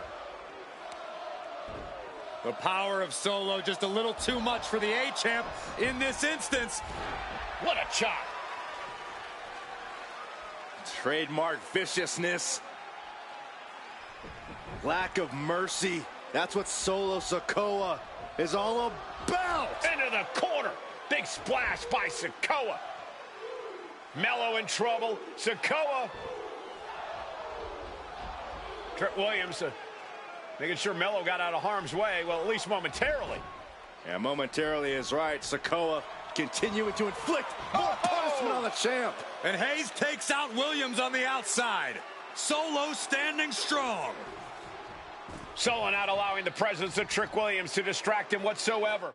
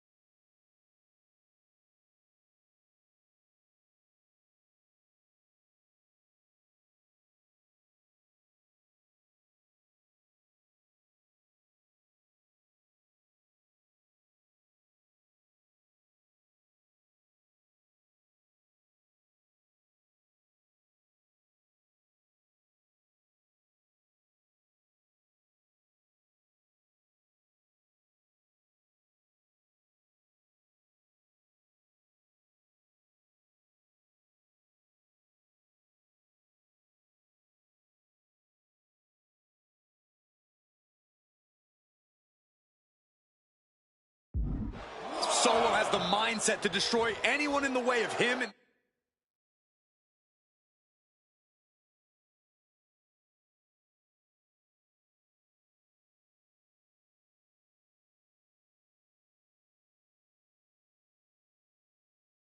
The NXT North American Championship. Boom, what a drop kick. The champ with the pin. And the champ can't keep the shoulders down. Still not enough to put him away. Oh no, he can be caught here. Bad spot for him. Sinking deep into the kick. And he very quickly counters. Super kick. Ooh, bam. Right to the back of the neck. And gentlemen, we may be moments away from the Street Champ becoming the North American Champ. Oh no, now possibly setting up. Great ring awareness getting to the ropes. Oh, hold on, is he thinking of a submission? Able to get to the ropes here. Great awareness. Solo lining it up. Maybe moments away from capturing that North American. Winding up. There's a Samoan spike. Ouch. Uh-oh, this is not going to look pretty. Submission being applied. Targeting the shoulder with the claw. Mello is in trouble. Mello's in deep, deep trouble. He may submit here. Carmelo Hayes is in agony. Can he hang on? Escape and a takedown. Went for the springboard and missed. Trick Williams cheering on Carmelo Hayes. You cannot deny the impact Trick has had since he joined his childhood friend's side. Yeah, that decision to bring Trick Williams into NXT 2.0 changed the trajectory of Carmelo Hayes' career. Trick told Mello 12 months ago, forget about pandering to the NXT universe, just focus on yourself. And that was the day that Mello truly became the A-champ. We saw Solo Sikoa join the bloodline just 10 days ago. And this bond between Mello and Trick might be even thicker than blood. Ooh! Carmelo dodges that attack. In the corner. Big uppercut rocks the jaw of Carmelo Hayes. Ripped out of the corner. Looking to put him away, and now Trick Williams up on the apron, causing a distraction. Trick paying dividends. Ooh. First 48. And that could be the turning point for the North American champion. Oh, Samoa drop by Sikoa. Cover now for the win. Hayes kicks it too. And Williams once again on the apron. You can see how concerned Trick Williams is that Carmelo Hayes' championship hopes, might be fading away. Super kick drops Williams. Hayes picked out of the sky. What a spinning solo. Is that it for Carmelo Hayes? Trick is out. Carmelo is dazed. Here's your chance, Solo. The title could be yours.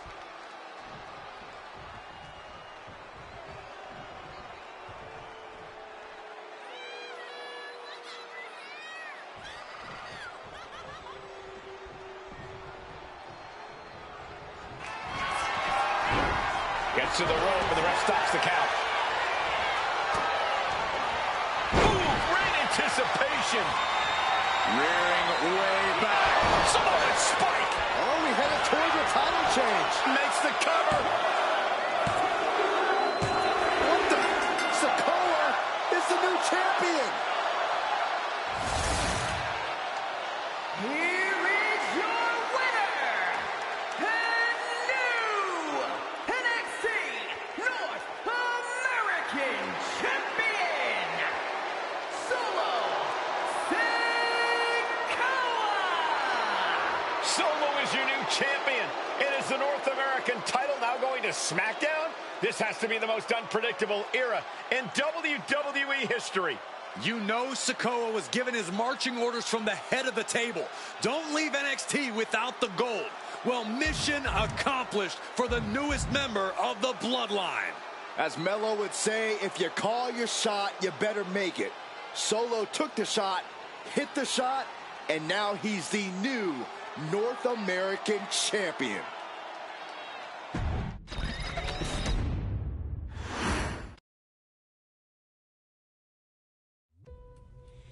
I ain't doing this one.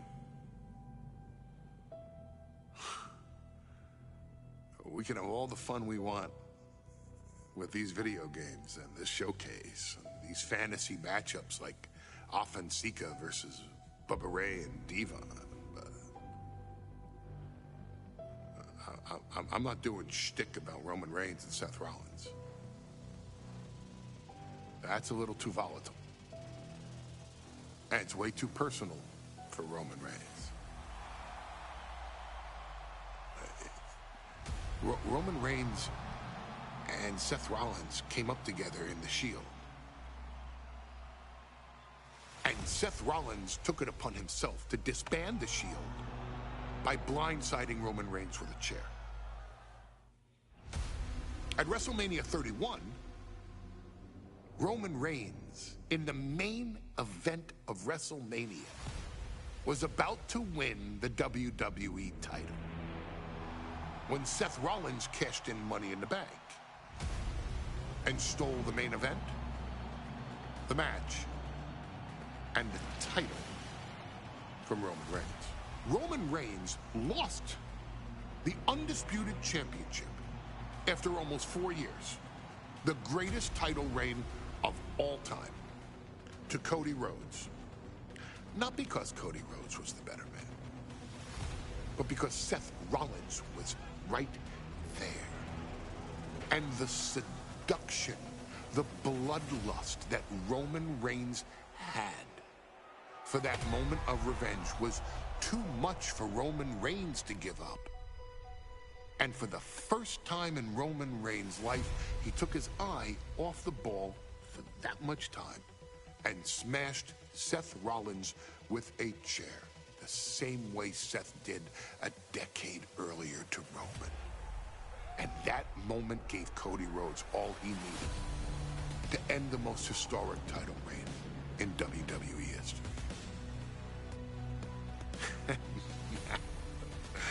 I'm supposed to do shtick about Roman Reigns versus Seth Rollins for a showcase? I mean, it's smart, because the next time Roman Reigns steps into the ring with Seth Rollins will be the last time Seth Rollins steps into a ring. Next time Roman Reigns gets his hands on Seth Rollins, you won't have your architect anymore. You won't have your visionary anymore. You won't have your revolutionary anymore. You will have your tribal chief, Roman Reigns, but you'll never again have Seth freaking Rollins. Roman Reigns will put an end to Seth Rollins in WWE. And then the only way you'll ever be able to see Roman Reigns versus Seth Rollins will be in the WWE 2K25 showcase. Roman Reigns versus Seth Rollins from the 2022 Royal Rumble. And that's not a prediction.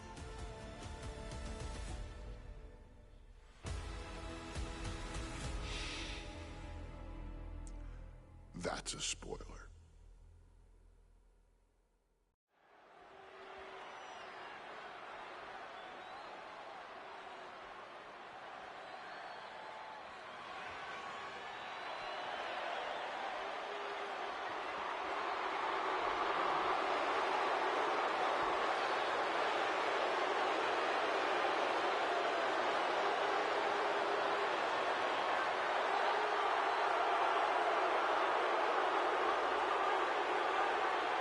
The big question as we kick off Royal Rumble, will Roman survive tonight?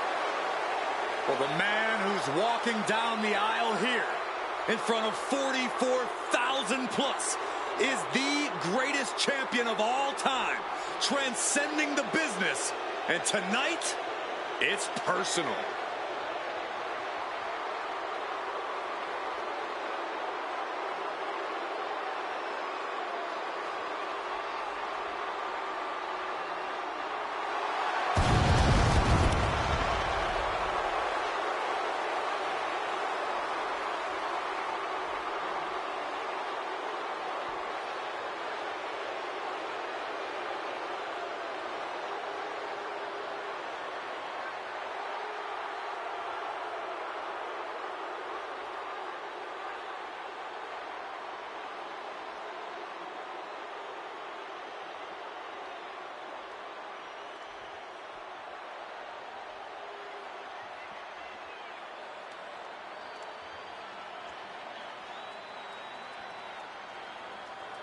For 17 months, Roman Reigns has dominated everyone. And luckily for Roman, he's had a special counsel and his cousins to help him keep cool, keep focused, and concentrate on the business at hand. Now Paul Heyman is gone, and the Usos are barred from ringside. And without those calming forces, Corey, cracks started to form last night in Roman's armor. No telling how Roman's going to handle things on his own. It's been years since he competed on his own. But that's the situation we're seeing right now for the Tribal Chief.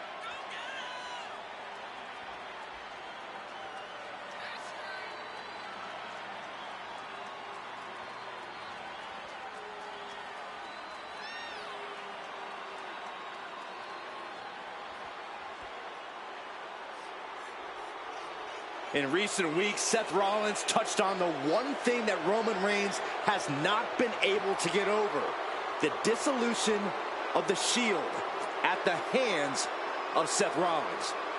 Roman Reigns is a loyal man, a family man, and what Seth Rollins did to his family was cowardly in the eyes of the head of the table, the Tribal Chief, the man who is blessed by the gods of sports entertainment.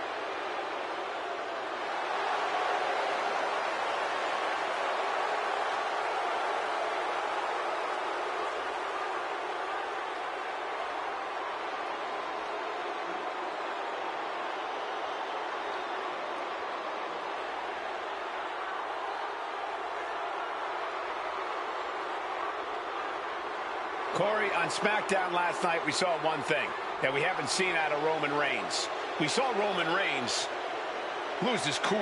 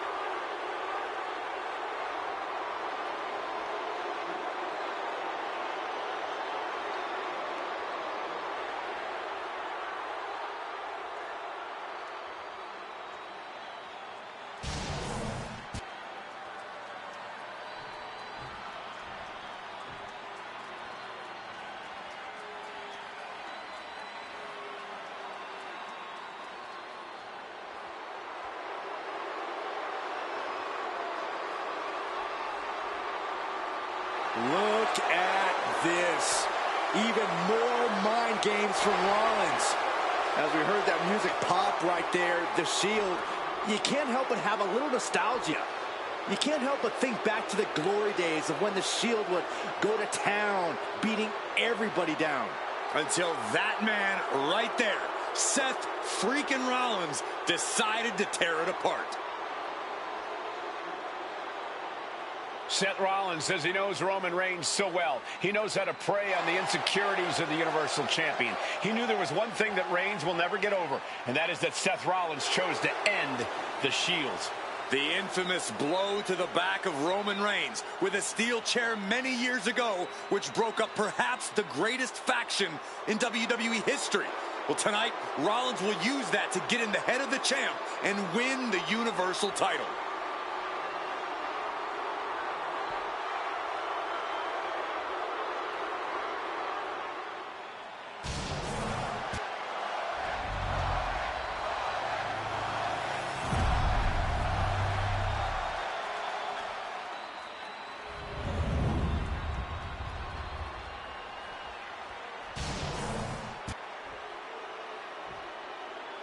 The following contest, scheduled for one fall, is for the Universal Championship.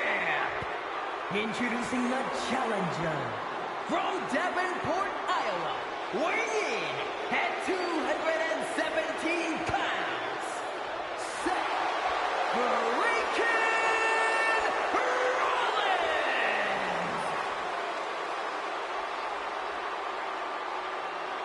and his opponent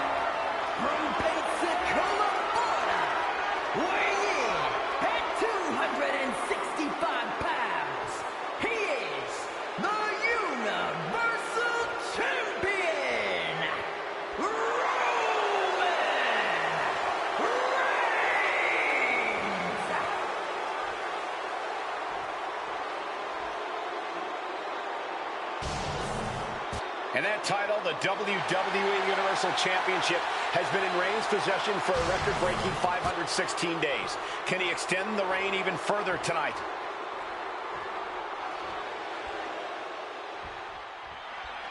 The Royal Rumble Premium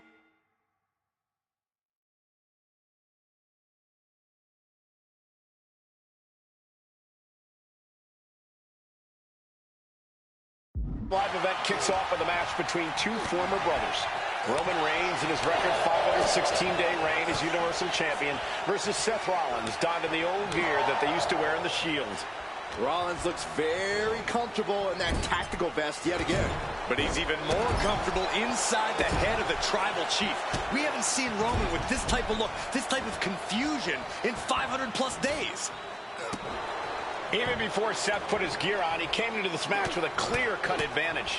You're right, Cole. 1 week ago on SmackDown, Seth Rollins and Kevin Owens defeated the Usos. As a result, Jimmy and Jay are barred from ringside. It was an all-or-nothing move, as Rollins would have lost his title opportunity had that match gone the other way. It just proves that Seth freaking Rollins will take every freaking risk to win. Rollins just a step too slow.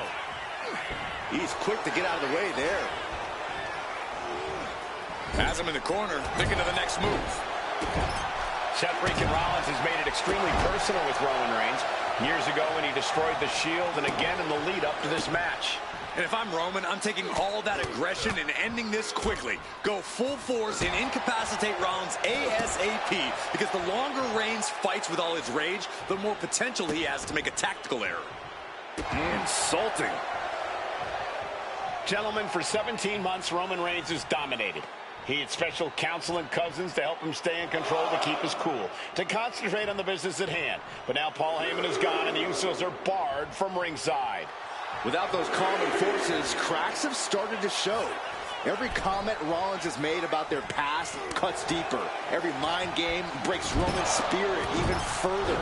This might be the toughest physical battle the Tribal Chief has faced, but it definitely is his toughest mental battle.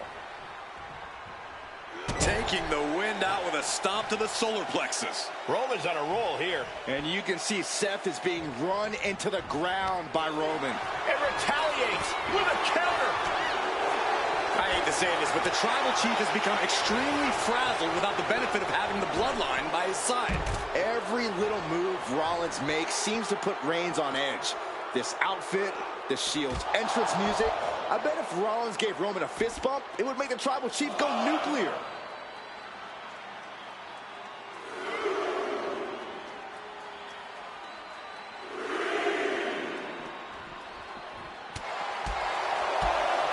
Spinning kick to the gut.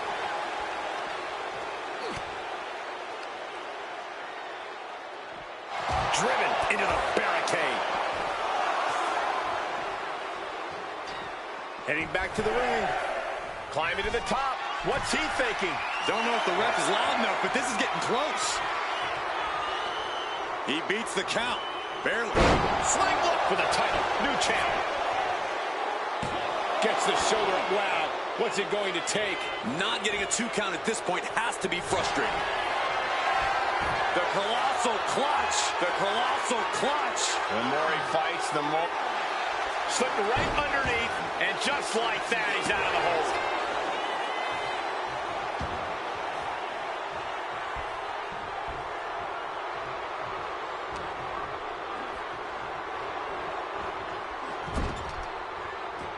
Look at this, going right after the left arm. Gotta hurt. Making sure the champ will have difficulty carrying anything. Going up. Fighting now. Hammering away with punches to the face. The Tribal Chief has been dominant over the last 516 days since he captured the Universal Championship. Month after month, he's dominated every top contender on the SmackDown roster. Roman Reigns has beaten big names over the last year and a half. But Braun Strowman, Rey Mysterio, the Demon Finn Balor, even John Cena. But Reigns has to be bothered by the fact that he has never been able to knock off Rollins in a premium live event match in his career. Never successfully defended it. Rollins being put into the guillotine. This is the biggest danger Seth has faced. Got to find a way out of the guillotine. They're not going to last long. While with a bridge and out. Incredible. Maybe time to start burning it down. Rollins is starting to roll. And that was going for the pin. Title on the line. They kick out at only one. Kicking out now sends a very clear message. Catches the leg. I have to admit, it's a pretty cold move for Rollins to just take the years of history the Shield had and turn it into a joke here tonight. It's appalling, Saxton. Rollins has always treated that sacred history as a joke. Now we know that Roman Reigns is a loyal man, a family man. What Seth Rollins did to his family 8 years ago was cowardly. Now it's time for Rollins to pay. Oh, God, what a kick.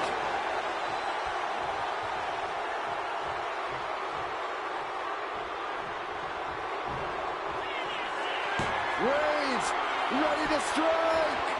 Superman punch! Absolutely laid Rollins out. And now Reigns can finally overcome his former Shield brother. Shoulders down to retain.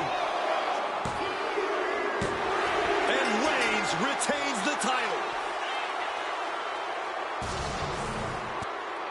Here is your winner, and still the Universal Champion,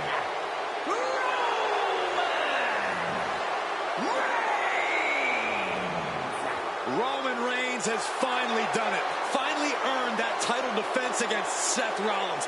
Finally exorcised the ghost of the Shield. It looks like a huge weight has been lifted from the shoulders of the Tribal Chief.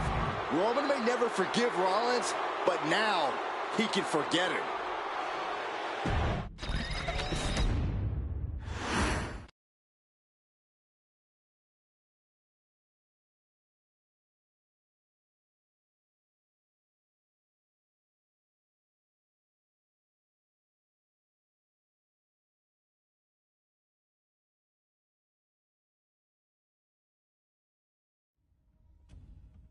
I'm the last guy to knock a revolution. I've led a few of those, you know. I admire revolutionaries. I respect evolutionaries. They are the lifeblood of the bloodline. So when Solo Sikoa seized the moment and became the tribal chief in Roman Reigns' absence, I didn't like it. I don't even think I respected it. But something deep down in me admired it. That took some forward thinking. I'm the chief now! Now we all know what happened when the OG bloodline, led by Roman Reigns, faced the new rogue bloodline, led by Solo Sikoa, in the War Games.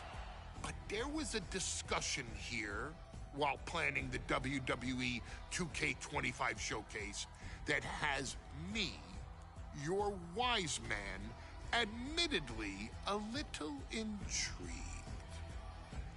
What if War Games was limited to only OG bloodline, no honorary uses, versus Solo's rogue bloodline, no honorary uses? It's 4-on-4 Roman Reigns.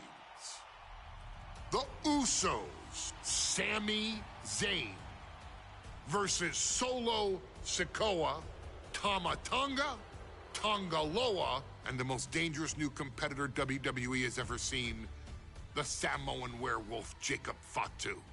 What happens then?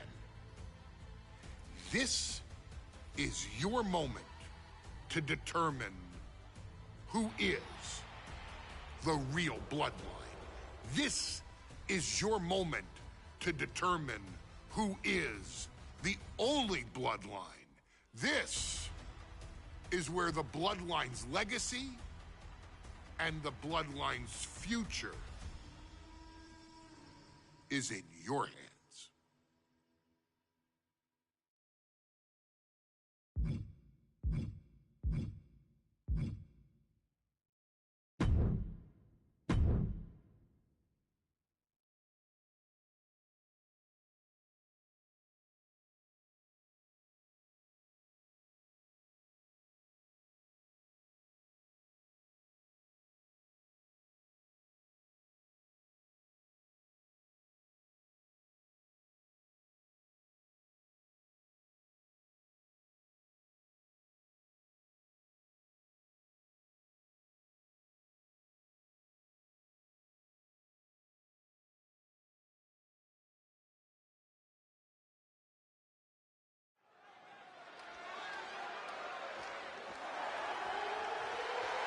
The following contest is the men's War Games match.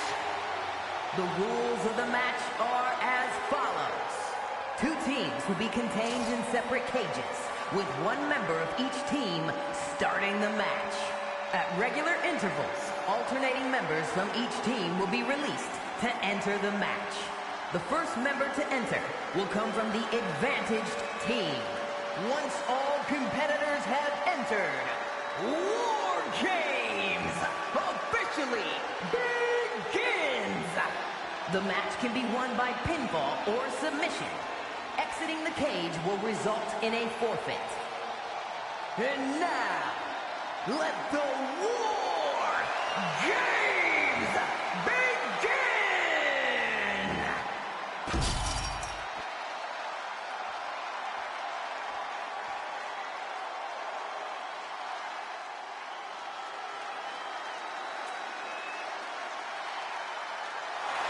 The bloodline is in chaos.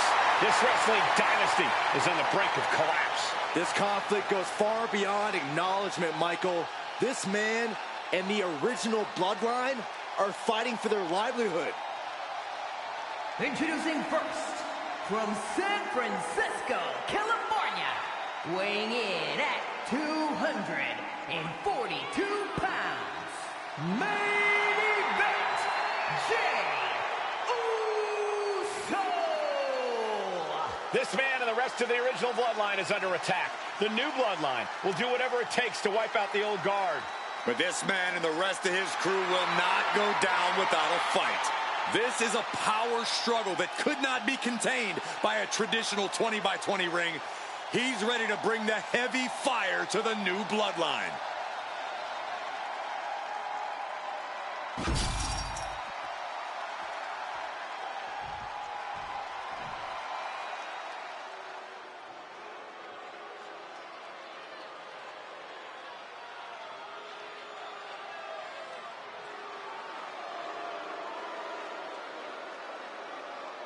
The original bloodline was created with the wisdom of the elders, but this man and the new bloodline are destroying what was built.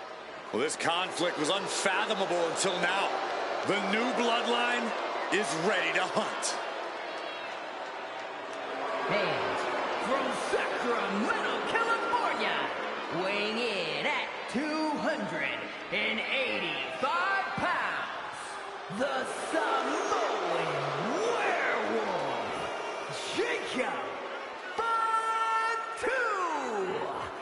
The new bloodline does not live by a code.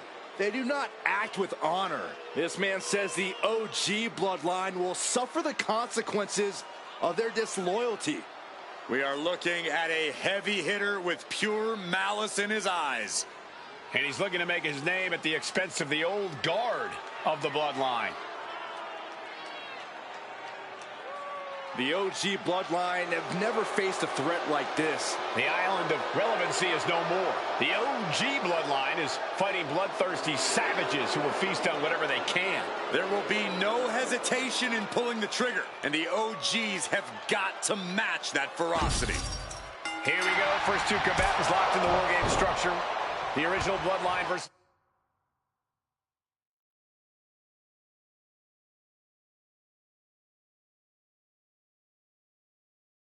the new bloodline in the match beyond.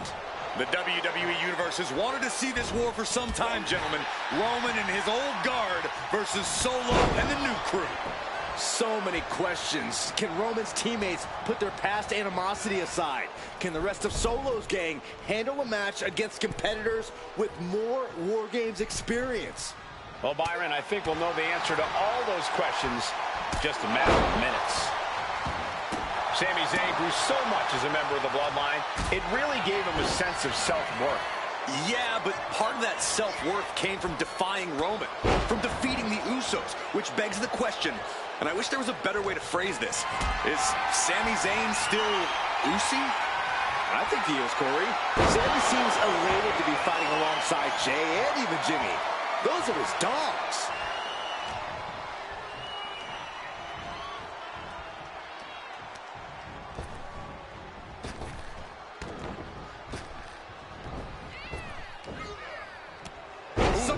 drop. Jay looking a little less than main event after that one.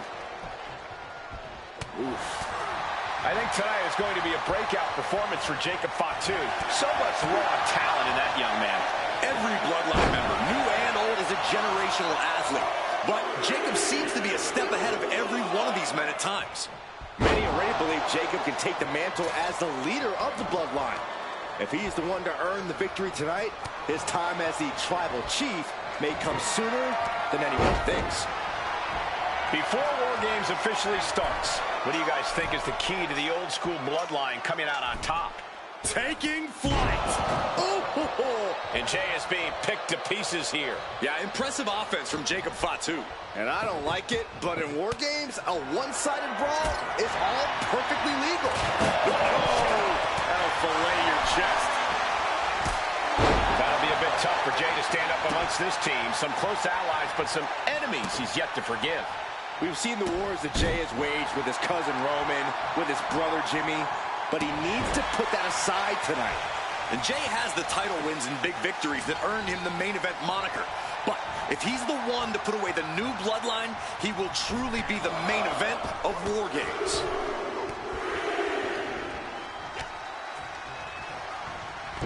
Sent him clear into the other ring.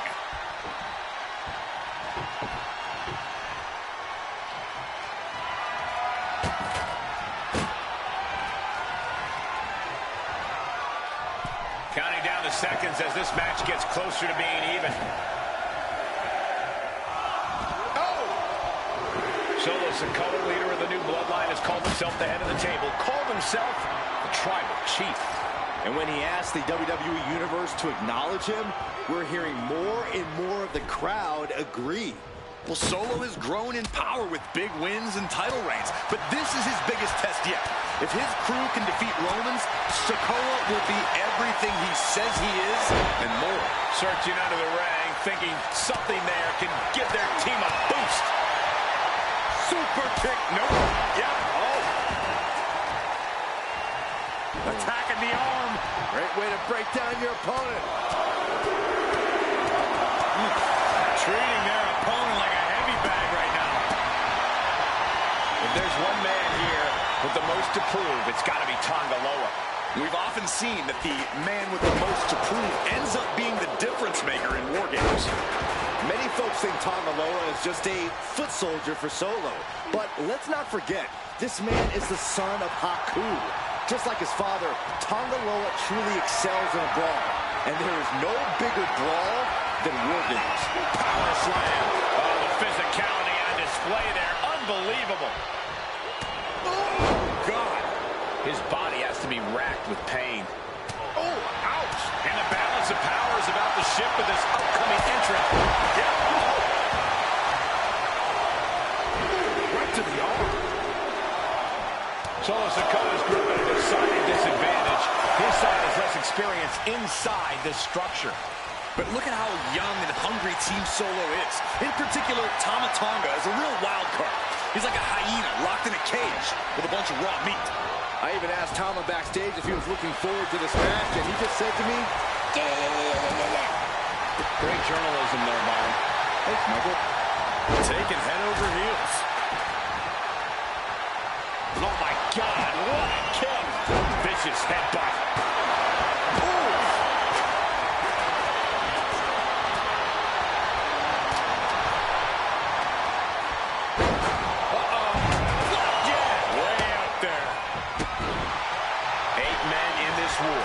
But one seems to be fighting his own internal battle. That man, Jimmy Uso. He's currently on Team Roman, but this might be an instance of the enemy of my enemy. Jimmy had clashes with Roman. He went to war with his brother Jay. But the men who put Jimmy on the shelf for months stand across the ring. Jimmy's out for every member of Solo Squad tonight, and he'll deal with the rest of his fractured family later.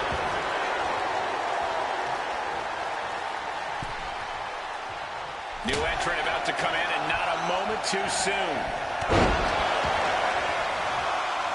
Looking to go up high. Struggling to get back on his feet. Looking lost out there. OG Bloodline leader Roman Reigns has so much on the line in this one, guys. Oh, absolutely, Mike. Michael.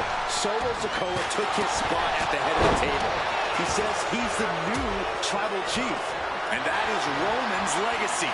Those names, this group, they mean something. But the bloodline represents all that Roman has built in his career.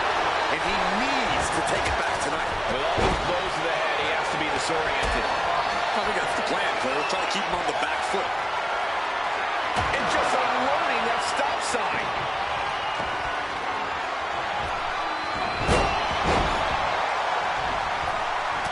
Delivers the cross body. Top rope. And now Jimmy Uso Taking flight only to find nobody home at ringside. What a disastrous miscalculation. And guys, this is what War Games is all about. Both bloodlines leaving it all in the ring. The old guard and new school trade their biggest shots in one of the most dangerous environments in all of WWE. And now scaling the steel. This is either madness or brilliant. Watch out! Kick to the gut. Right around into a neck breaker. We've got a numbers advantage incoming as the countdown is about to run out.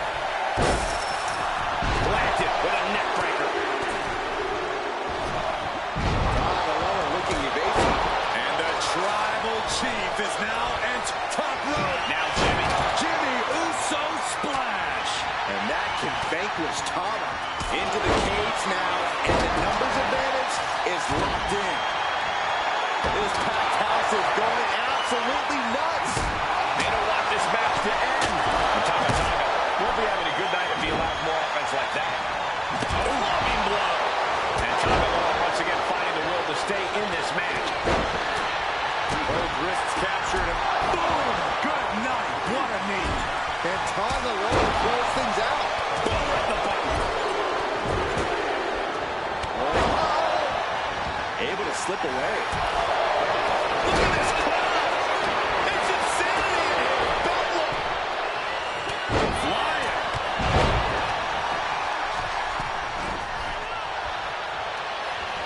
Sami Zayn looking for it. Blue Thunder.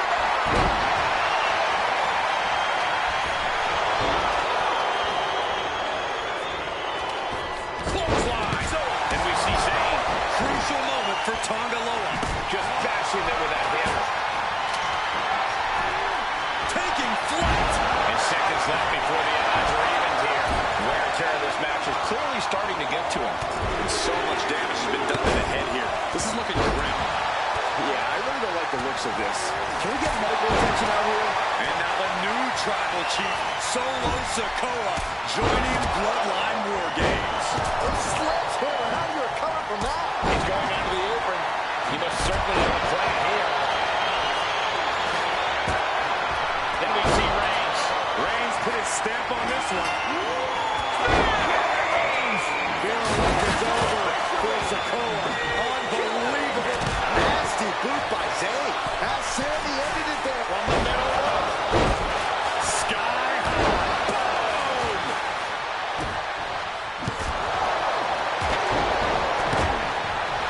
Here it comes! Down by the DDT. And that took Reigns down. Oh, you can tell he's feeling it now. This fight is... He's trying again. Sami with a big boot. He's saying closing this out. Does Jimmy have any fight left? They're slamming their face down. That hit connects from Sami Zayn.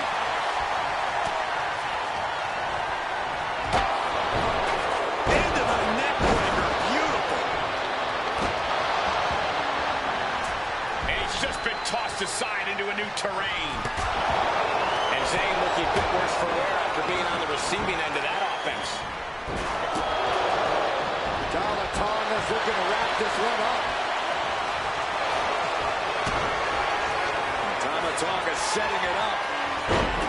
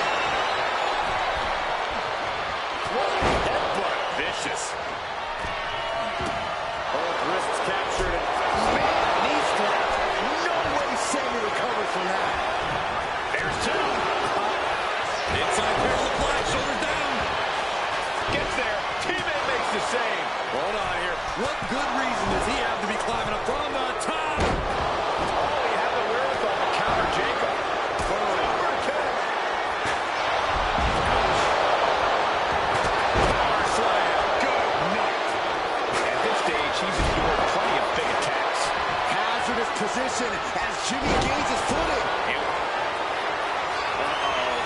Jimmy saw it coming. Jimmy with a game ender. Up high. And looking at Jacob Fatu. Looking for the pin, but was that enough? 2 breaks the count. How this match is still going on defies all reasoning. And Roman getting stuck with even more offense.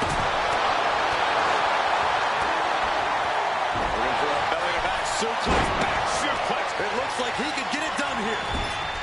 The pin. It's all or nothing time. And he fights it off. This is no time to hesitate. You can feel the end coming.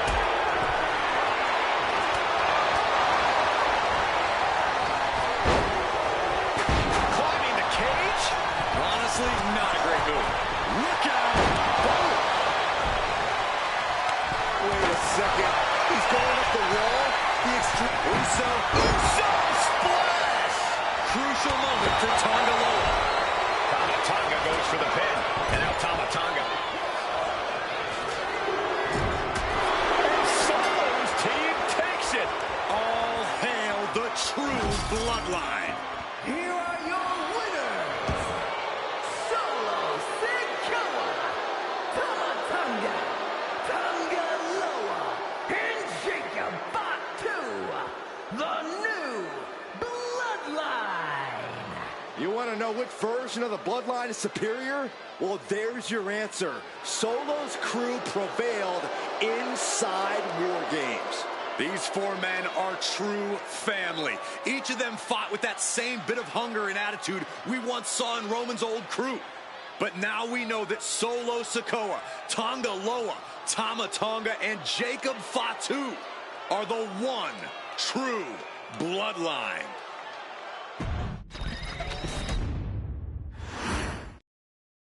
Here we go. First 2 combatants locked in the War Game structure. The original Bloodline versus the new Bloodline in the match beyond. The WWE Universe has wanted to see this war for some time, gentlemen. Roman and his old guard versus Solo and the new crew. So many questions. Can Roman's teammates put their past animosity aside? Can the rest of Solo's gang handle a match against competitors with more War Games experience? Well, Byron, I think we'll know the answer to all those questions in just a matter of minutes. Got to be a bit tough for Jay to stand up amongst this team. Some close allies, but some enemies he's yet to forgive.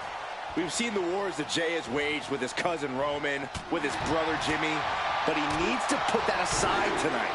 And Jay has the title wins and big victories that earned him the main event moniker. But if he's the one to put away the new bloodline, he will truly be the main event of War Games.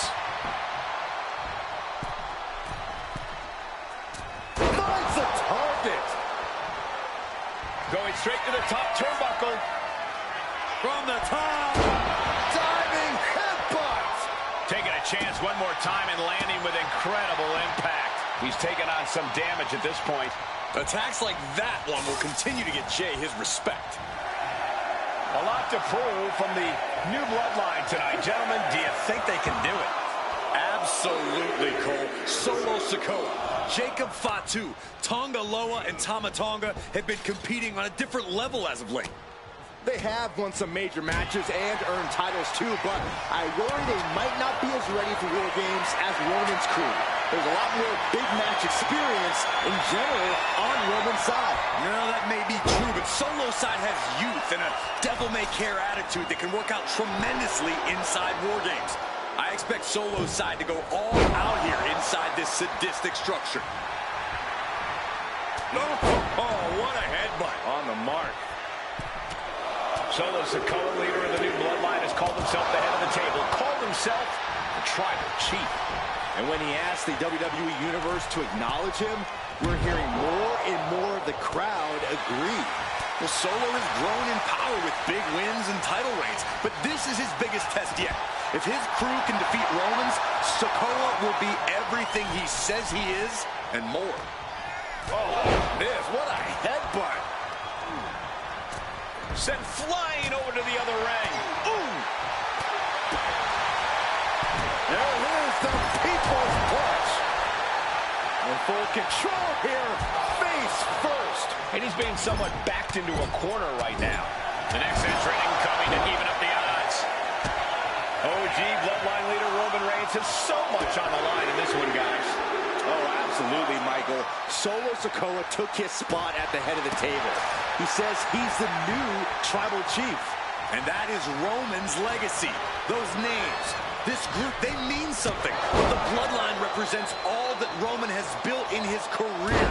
And he needs to take it back tonight. Ooh! Had it scouted and met with a back elbow.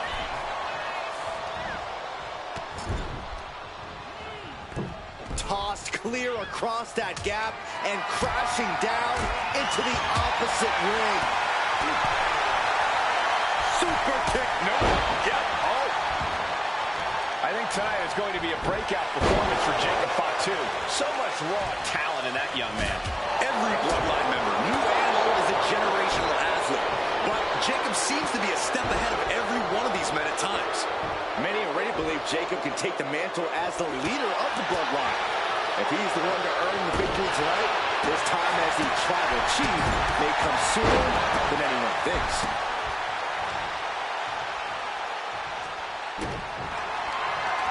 Setting up for something here. Oh, man, right to the esophagus. Shot to the back. And a kick.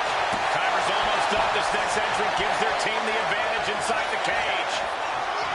Sami Zayn, who so much is a member of the Bloodline, it really gave him a sense of self-worth. Yeah, but part of that self-worth came from defying Roman, from defeating the Usos, which begs the question, and I wish there was a better way to phrase this. Is Sami Zayn still Usi? I think he is, Corey. Sami seems elated to be fighting alongside Jay and even Jimmy. Those are his dogs. Oh, the bombing of strikes. Nothing was being held back with each of those strikes. That was a strong kick. Oh, my God, look out. Some serious damage to the arm being inflicted here. He avoids the contact. If there's one man here with the most to prove, it's got to be Tonga Loa. We've often seen that the man with the most to prove ends up being the difference maker in war games. Many folks think Tonga Loa is just a foot soldier for Solo. But let's not forget, this man is the son of Haku. Just like his father, Tonga Loa truly excels in brawl. And there is no bigger brawl than war games. Up on their shoulder. Samoan driver. Old Bloodline, new Bloodline. Both sides engaging in a brutal battle. Jacob Fatu taking flight. Clock counting down. A sigh of relief can surely be breathed once the next competitor enters. 8 men in this war, but one seems to be fighting his own internal battle. That man, Jimmy Uso. He's currently on Team Roman, but this might be an instance of the enemy of my enemy is my friend. Jimmy had clashes with Roman. He went to war with his brother Jay, but the men who put Jimmy on the shelf for months stand across the ring. Jimmy's out for every member of Solo's squad tonight, and he'll deal with the rest of his fractured family later. Just remember that attacks to the head like that can build up quickly. As we're set up in the corner of the ring. That vicious streak of Jimmy Uso somewhat returned in kind there. You can almost feel the intensity coming from Tama Tonga on that attack. And guys, this is what War Games is all about. Both bloodlines leaving it all in the ring. The old guard and new school trading their biggest shots in one of the most dangerous environments in all of WWE. Solo Sikoa's group at a decided disadvantage. His side is less experienced inside this structure. But look at how young and hungry Team Solo is. In particular, Tama Tonga is a real wild card. He's like a hyena locked in a cage with a bunch of raw meat. I even asked Tama backstage if he was looking forward to this match, and he just said to me, great journalism there, Byron. thanks, Michael. And looking at Jacob Fatu. What's Jacob Fatu's intentions here? Countdown underway. The odds about to no longer be even. Jacob about to end this fight. Taking out the arm. Great strategy. And the tribal chief is now entering Bloodline War Games. Searching under the ring now. This can't be good. Come on now. Is it not enough that they're already coming in with an advantage here? Is this really necessary? To the sky. Numbers advantage or not, he's leaving nothing to chance as he searches under the apron.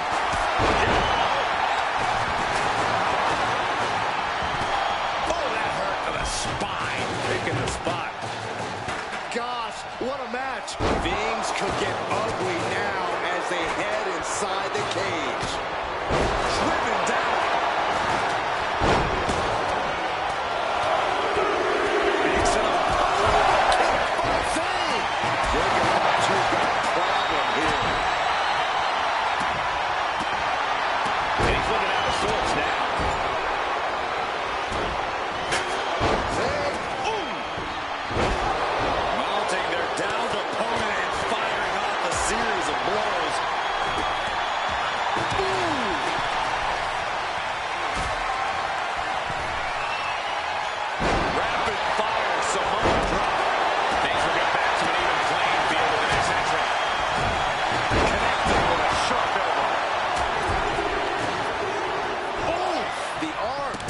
Brunt of that.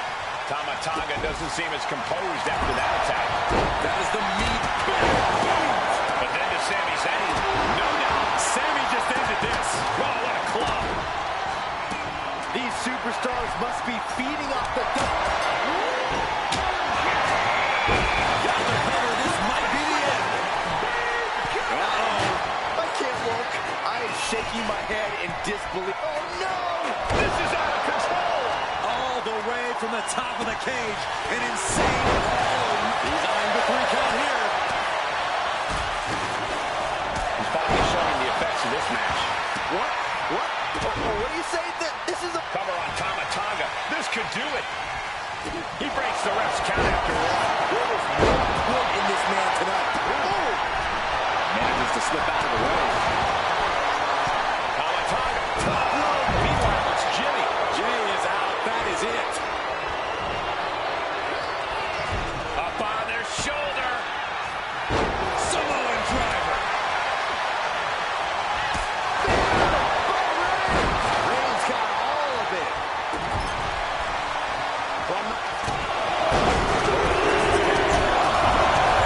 Jimmy with a cause for alarm.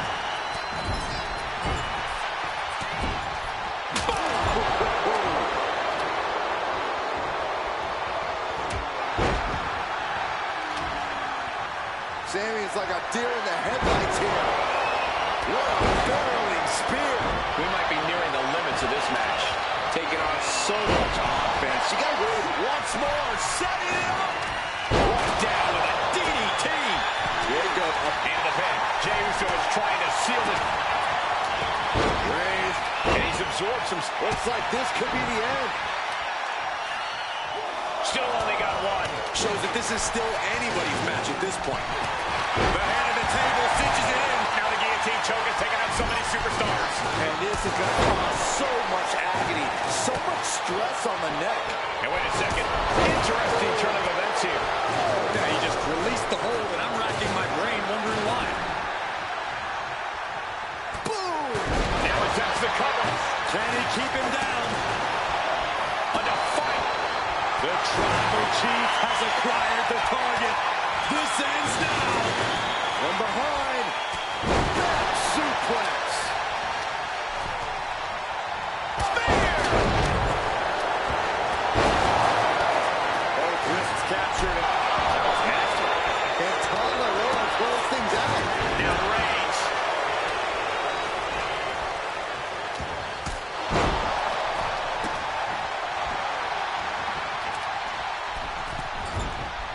He looks defenseless as he struggles to get his bearings. And more damage being inflicted on the torso. With cover on top and the pin. Jey Uso is trying to seal this one up. And Team Roman wins War Games. The new bloodline has fallen. Here are your winners, Roman Reigns, Jimmy and Jey Uso, and Sami Zayn, the Bloodline. Unbelievable. Roman's original bloodline crew found a way to work together and reestablish their dominance. You may not know who your brother or enemy is by their last name, but when you're in battle, look to your left, look to your right. That's family. And this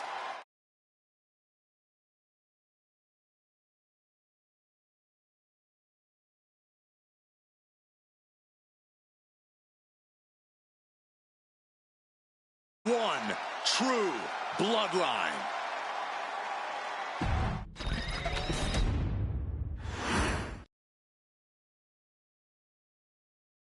Okay, a little bit out of character for your wise man, but that was a little bit difficult for me to watch. Seeing this family splinter into two groups, fighting against each other, it breaks my dark heart. But they're all grown men, and you settled the issue. Now let's give Solo credit. Forming Team Solo was, of course, his usual backup of Tama Tonga and Tongaloa, the sons of Haku, feared as one of the baddest men to ever walk planet Earth. Along with them, the Samoan werewolf, Jacob Fatu, son of Tama, also known as TK All Day, the Tonga Kid, another fearsome competitor from WWE's golden era. But did you know that Haku and Tama once comprised one of WWE's most impressive tag teams? Haku had been considered family by the Dynasty for years on end, and his teaming with Tama, brother of Rikishi, solidified this for eternity. The Islanders were a formidable test for any tag team in WWE in the late 1980s, competing against teams like the Hart Foundation and the British Bulldogs. Initially fan favorites, the two would embrace a more hard-nosed approach and even teamed up with WWE Hall of Famer Bobby the Brain Heenan, finding even more success. The team flawlessly merged aerial excellence, martial arts mastery, and some good old-fashioned Islander grit. Perhaps their most infamous moment saw them actually dog-nap Matilda, mascot of the British Bulldogs, showing that they were willing to do literally anything to throw opponents off their game. Both men are still revered today as two of the real legit tough guys in the industry, names that instill fear simply upon mention, and they absolutely taught their children well. Tama Tonga and Tongaloa both loved to slowly brutalize an opponent in the traditional Haku style, while Jacob Fatu hurls his body at opponents from all angles with reckless abandon, much like Islander Tama in his TK All Day heyday. For their inclusion in the 2K25 showcase, we find the Islanders in a dream match, taking on another team that has mastered the air, ground fighting, and has their own brand of swag that keeps opponents guessing at all times. Ladies and gentlemen, I'm talking about the Street Profits. Montez Ford and Angelo Dawkins have put together one hell of a run in WWE, and the perennial tag team champions are going to find themselves in an unfamiliar setting, taking on Haku and Tama in a best 2 out of 3 falls match. Anyone can sneak a win out, but Haku and Tama often competed in this type of match to fully demonstrate the superiority to their opponents. And you can bet that they're out to do the same thing to Angelo and Tez. So get out there and showcase the tag team mastery that the Islanders used to terrorize their opponents. Lift your party cups and take one last sip for the Street Profits. And don't worry, no one will hold you responsible for the damage you and the Islanders caused them, because I assure you, the Islanders can handle the smoke.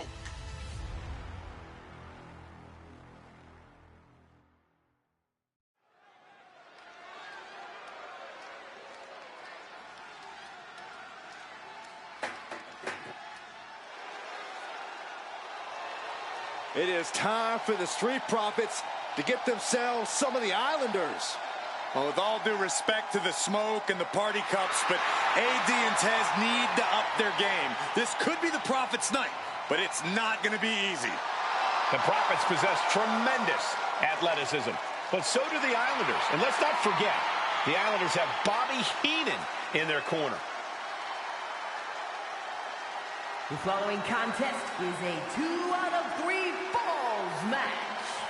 Making their way to the ring at a combined weight of 492 pounds, Montez Ford and Angelo Dawkins, the Street Profits. The Islanders are known for innovative double-team offense, but they're looking to do more than just beat the Profits. Well, under the Brains' incomparable tutelage, the Islanders have become smarter and more brutal. Tez and Dawkins better have their third eye open and their heads on a swivel.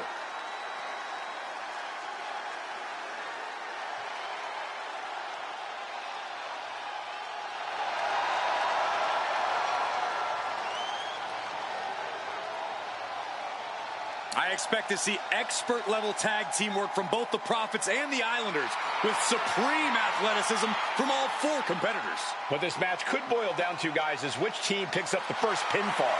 It's not going to take long for chaos to rule. The Profits and the Islanders are ready to see who is the best tag team on Earth.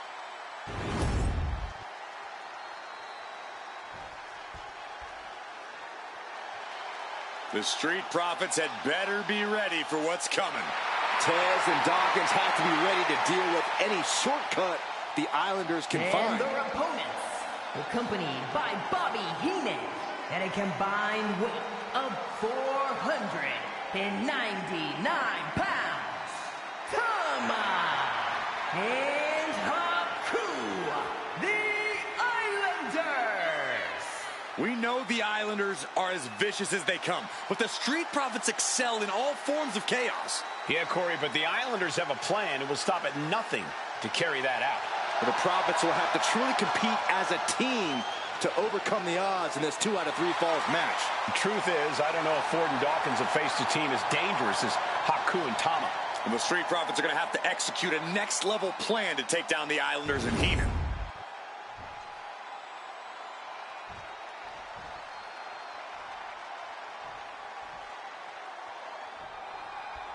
The Islanders versus the Street Profits in a best of 3 falls.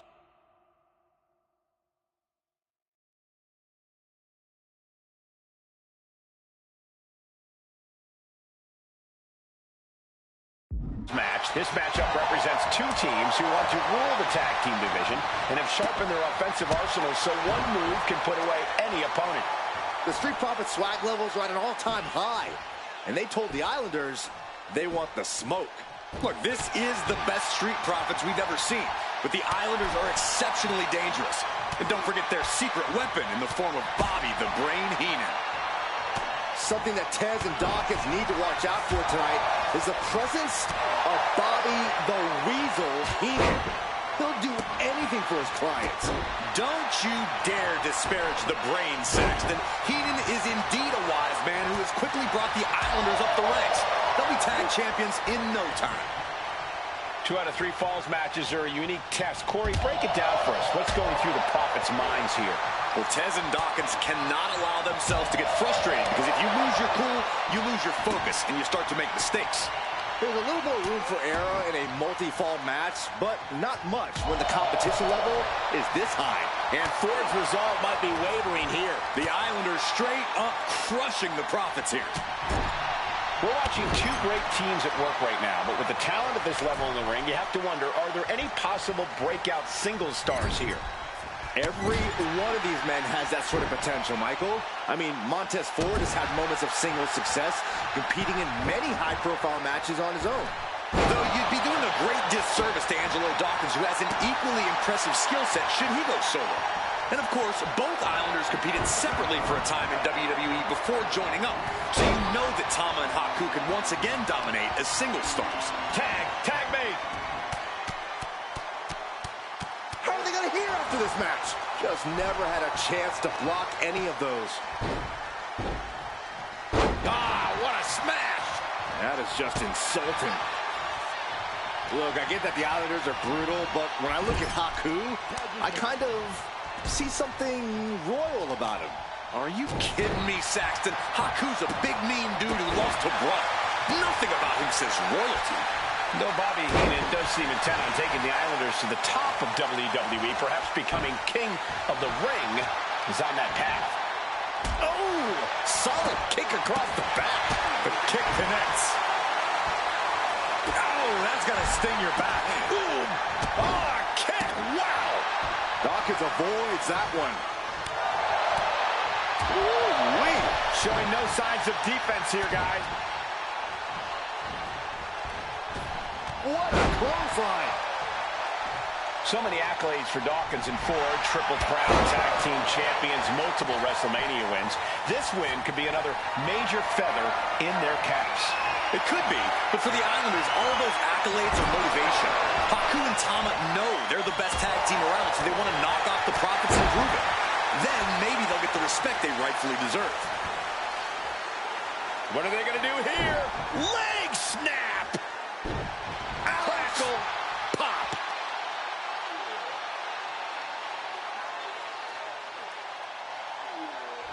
Bam! Isolating the arm. Oh! Boom! The Street Profits having a bit of trouble here against the Islanders. There's just something about the Anawahi family that Tez and Dawkins can't quite overcome. Oh, schoolboy! Shoulders down here! Into the cover! Letting his opponent out of the pin. Yeah, gotta wonder what he's thinking. He gets the tag. There's return fire on Tama. And he's staggering to his feet, about to head right into danger. Oh, missed connection.